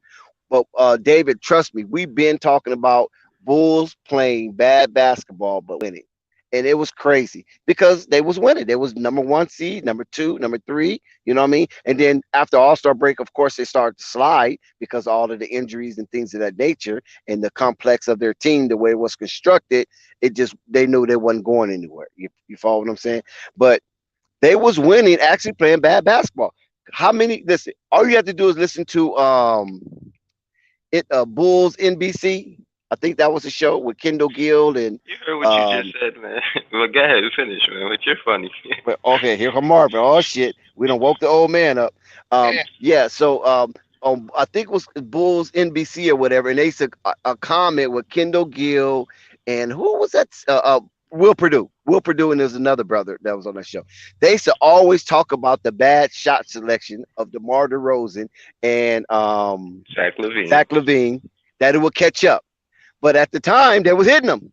They would say they are the most difficult shot taker makers the NBA has ever seen. They would say stuff like that. You feel me? So even they knew, but they not going to rag on them because the Bulls was in the top slot. They was in the top 4 slot. And the top 4 slot is a Goldilocks zone, because that's the zone you need to enter the playoff in, because you have home court. You know what I'm saying? And as you go further, you can maintain home court as long as the other top teams above you loses. So if you top 2, you only got to wait for the top 1 to lose, and you got home court all through the playoffs. If you top 3, you know what I'm saying? So that's why we call it the Goldilocks zone. I'll say this: nobody bash Lonzo then, because obviously the way this is, from what you're saying, nobody don't ever bash Lonzo. Why I'm saying that is because based on what you're saying, that's the way it's supposed to go. So it's not his fault. You understand? Because if nobody's not going to give him the ball and let him do what he's supposed to do, nobody talk bad about him. Because at the end of the day, the way you're saying it, contracts create this, because they win and creates this, because they making buckets, tough shots creates this. Well then, all right. Well then, Lonzo shouldn't even be there. I don't even see the problem with this version of Lonzo being the best version of Lonzo. At the end of the day, like I say, until he get a dribble and drive to the basket game, he can't be that own ball player running pick and roll every play and being dominant like how y'all saying, because like that ain't his game. Like I think the sooner everybody accept that Lonzo Ball can excel in this role right here, he can go. Man, he could be a Hall of Fame player in the role he's playing right now. Lonzo's not a dribble. He's not a dribble penetrator. He needs to get a little bit bigger in order to really accomplish that. He needs to put a little bit more size on. But what Lonzo does have, to be honest with you, is something that a lot of people in the NBA don't have, which is freaking IQ. Okay, he'll get you the ball where you need it to score. But if he doesn't have the ball to give it to you, he cannot accomplish that. That's just the bottom line. His IQ is 100 times better than everybody in the league, man. But you can't see that because nobody's giving him the ball. And mind you, he's playing with elite players now. So the fact that he's playing with two elite players and he can't see the ball to dish it to them the way he knows how, you understand? You're not going to see the right Lonzo Ball. And this is okay, Marvin. I'm gonna let you go, Marvin, and I'm gonna give you the floor because I know you're anxious. We talking these Bulls. Okay. The thing that always this is my pet peeve with the Chicago Bulls. And Lonzo is a part of this as well because he's a member of the Chicago Bulls. So he's not excluded, nor is he exempt from this a portion of criticism. Is when Lonzo can have 15 points in the first quarter. Lonzo can have 19 points at halftime. Then come the second half, guess what? His offensive game just fall off the cliff. And I couldn't understand why that was happening until I start to, get information that, hey man, dudes got to meet their marks. So if Lonzo got 15 points, okay, you damn near average. I mean, you damn near good on your so-called average, what they're expecting you to average, 14 to 18 points or whatever, or maybe not even 18 points, 14 to 16 points, a few assists here or there, a few rebounds here or there. So you good. Now guys got to meet their marks. You follow what I'm saying? Because certain guys in contract years and certain guys is trying to maintain their contract. You feel me? Because it was just so mind-boggling that when you watch other teams, the guy that's hot continue to stay hot through the rest of the game until they get that heat check and it finds out, okay, he done missed a couple of shots. Okay, now let's get the ball moving around now. But with Chicago, it seemed, especially with Lonzo, I mean, Vooch didn't have that problem though. Vooch, if he gets hot, they're gonna ride Vooch until he ain't hot no more. But with Lonzo, it seemed like if he get a certain amount of points early, that second half, dude, you got yours already. That's what it seemed like. I could be wrong, but that's what it seemed like to me. Go ahead, Marvin. What do you want from me? Oh, I thought you were trying to chime in. I'm listening. I'll chime in when I like to hear. Well, let me say this. I like to hear criticism and positive and negative from everybody when a team loses. But I like to hear what they say when a team wins after they didn't say bad things about them when they were losing. Meaning this, everybody's going to have great takes when a team is winning. They get criticized when they lose. And you know that from Milwaukee just losing. Giannis was taking big heat. But before he lost, he was the greatest player in the world. I listened to all takes, and nobody woke me up. No. I listen. And I hear people talk all the time. One thing I'm pretty sure you can tell, and I can tell to the chat and the panel, I'm never up or down about the Bulls. My expectations have always been the same. And every time it's this and that about Lonzo, this and that about DeMar, it is what it is. But it's a process, guys. It's a process. And things change during the process, including what happened in Milwaukee, including how Boston is thriving, including how Miami's playing, including how Dallas is thriving. In years past, Dallas was nothing. Luka was nothing. Now he's in the conference finals. He's all world. Last year, everybody was like, he's iso ball. He's all dominant. Matter of fact, when they were down 2-0 against Phoenix, he was ball dominant. But when they win the series, Luka's, oh, shit. So what I do is I just have my takes at the end. I'm going to say this. Lonzo Ball, from all the criticisms and from all the hype, was Lonzo Ball. What happens on the floor is coach-driven through damn near every team. Don't make it seem like the players make the decision not to let Lonzo take a shot, not to let DeMar take a shot, or Levine. The coach calls the plays. There's no more Jordans and Magic Johnsons on the floor. Those guys could actually go out there and run their play. That don't happen no more. It's not like that. Coaches run the plays. That's why when teams lose, whose head roll first? The coach. All I'm going to say is this. I love to hear negative commentary and positive about all teams. I'm not one-sided or the other. I'm a true Bulls fan. And I knew my expectations, so I didn't get too high. I didn't get too low when we lost either, guys. But I know we're going to get better. And like I said before, to criticize Lonzo is almost unfair to his own extent because he can't stay healthy. When he plays a whole season, then you can go in and you can criticize him totally if he's doing something wrong or if he's doing something right. That's to any player, guys. Now, you can bash him because he has been hurt. That right there is on the table. And that's true. And I don't care what nobody say. If he cannot stay healthy, he's not a positive to any team. Any team. And that's any player in the NBA. But to criticize him, saying that he did this and he did that, or the Bulls did this and did that, you go back to the numbers. And I didn't say it this 50 times. The Bulls were 27-12 when he got hurt. If that ain't enough numbers to show you that he makes a difference on that team, regardless of you guys saying DeMar was ball dominant or whatever. If that was the case, I would play fucking ball dominant ball forever if we're going to be 27-12 while we're doing it. They did play ball dominant, ball forever. Listen, a winning formula is a winning formula. It's not luck. Yes, you might have. The Bulls do take tough shots. They got great tough shot makers. Levine has been like that forever. DeMar has been like that forever. That's their game. Not to say it's perfect, but the chemistry, the whole thing ran through Lonzo. That was it. You can take sometimes bad shots if you can cover them up with good defense. Miami does it every day. It's just what happens is this. They win games.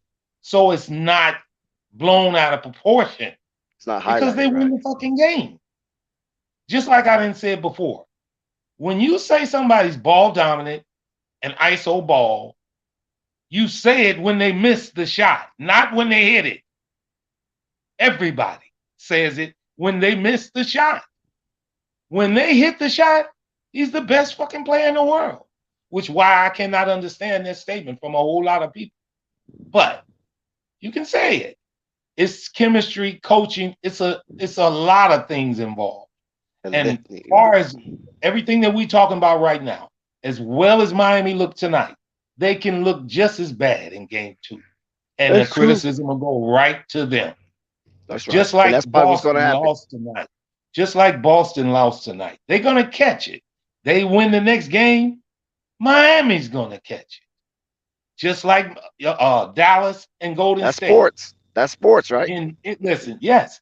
In Golden State, it's been said all the way through these whole playoff guys. Golden State is cocky. But when Golden State win, man, Klay Thompson is off the chart. But then the next game they lose, them some bitches shoot too many threes. Then they win game 6. I told you they were going to win it. Not me. I look That's at the nature of sports and the fans. Yeah. Okay. I look at the teams. I look at the coach. I look at how they play. I look at the dedication, something that Giannis has more than damn near anybody in the league. He played his heart out in that season, in that series. They didn't have enough. He have not once got on there and said nothing about his players, his co-players, his coaches. He say, we lost. One thing I can say about the Bulls is, since they lost, they have not cried, not once. You know why? Because they know it's a process, including all this rigor, all this stuff about Zach leaving and this and that. If he does, fine, guys. The Bulls have been the Bulls well before Levine got there. And if you think one monkey gonna stop a show, you got another damn thing coming. The Bulls got a hell of a front office. They will make a difference if Levine leaves. And if you think they're gonna let him leave for nothing, everybody's crazy. Portland put a hell of a deal on the table. And I even said it, as much as I love Levine, if you give us Nurkic and Simons, Levine is gone. That's the better of the team, guys. And that's business.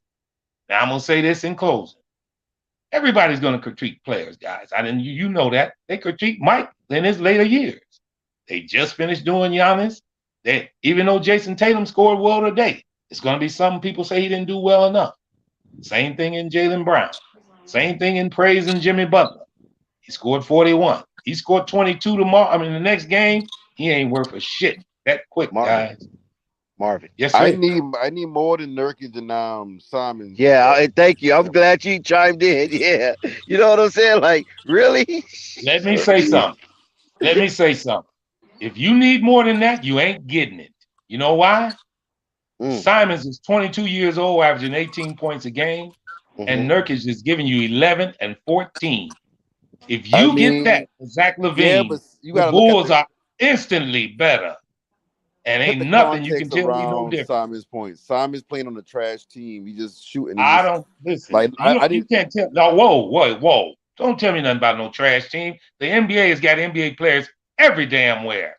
No, you know Ain't no what? such You know thing what as I no mean. damn Like when trash certain team. when a player play on a trash team and they playing it, no matter who they playing, there's always that one player that will produce a bunch of points a game, look like a killer, but then they go to another team, is like, oh, well, what happened to that person?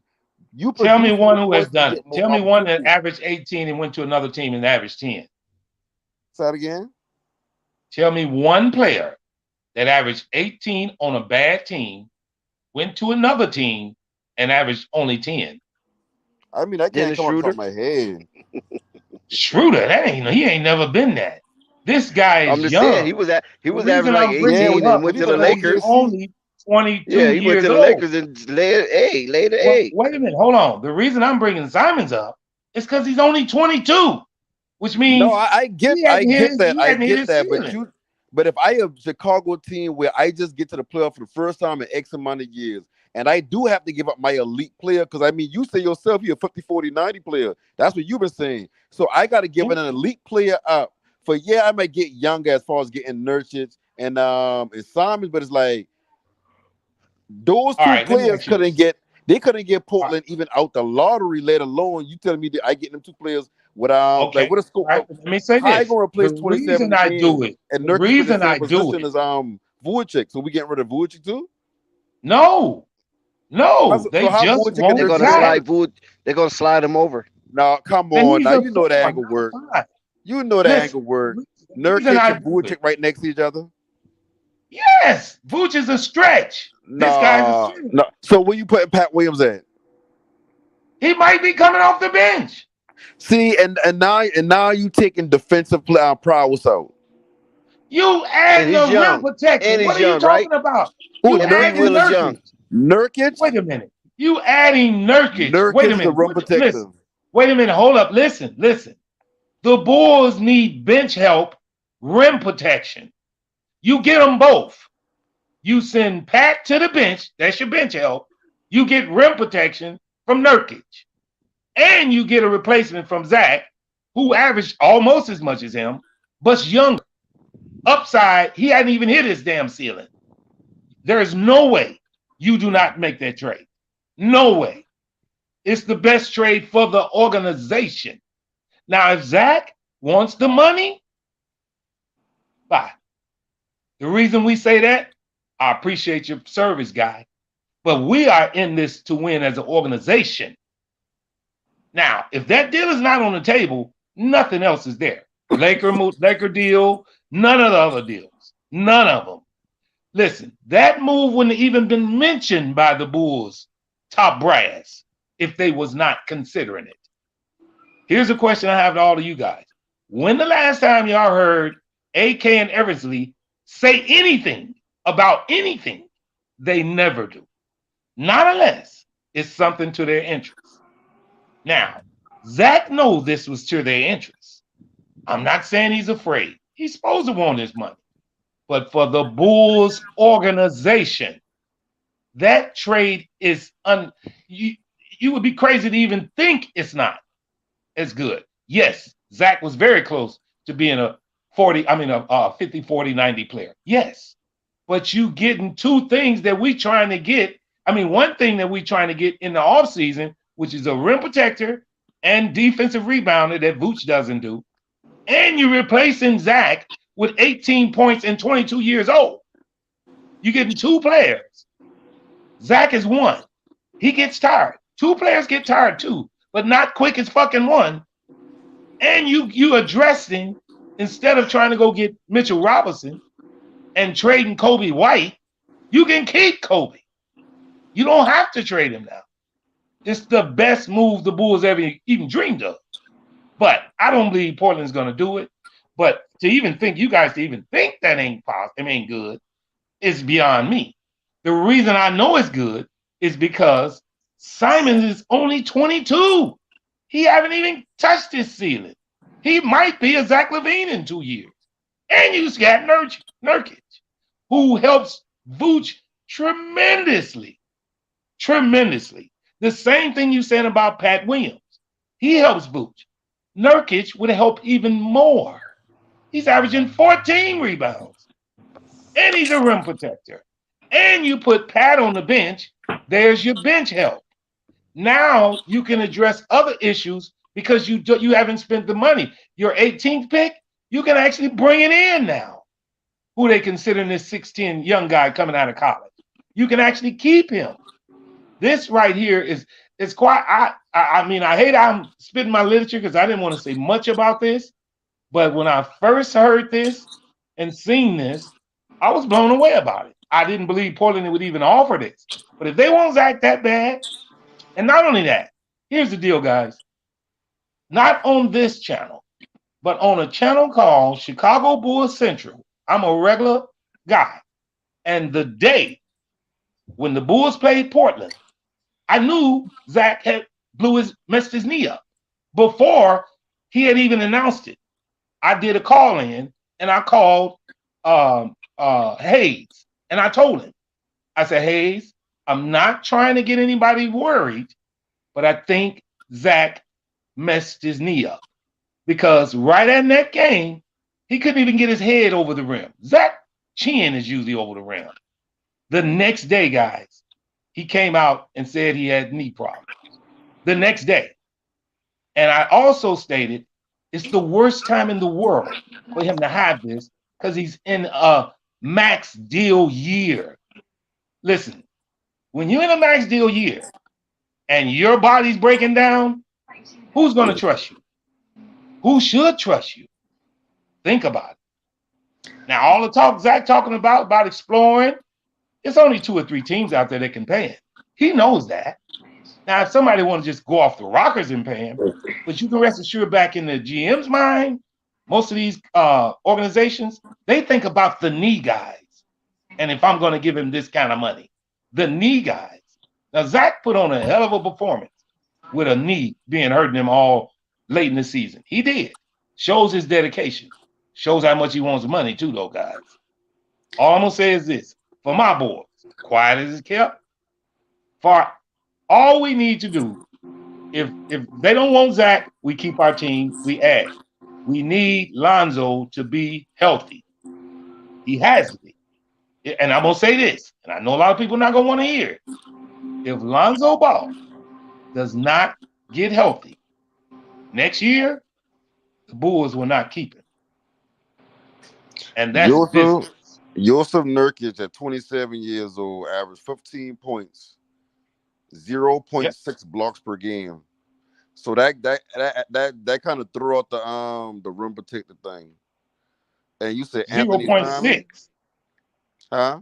You know who led the league in blocks? You know who led the league in blocks? You making it seem like 0.6 is nothing. You know how many blocks per game the league leaguer was? About 1.52. So how is 0.6 nothing? Because you just said one. You want to know how? Okay, I better go to the stat real quick. 14 rebounds. You know who else on that team averaged 14 rebounds? It was only 11 rebounds. Well, you know who else on that team averaged 11? Have you ever watched the Bulls game? Did you watch the Bulls game last year? Do you know how often we got beat on the defensive board on offensive rebounds? Vooch averaged exactly the same amount of rebounds, right? Well, double that up now if we get it. Yeah, we about to get up out of here. We're All right, gonna guys. pull All back right, up salute, Flight. tomorrow. Salute. Appreciate you, Docs. Shout out to the chat. Flight Sports TV, man. That's my dude. I rolls with him. You heard what the man said. It's Flight Sports TV.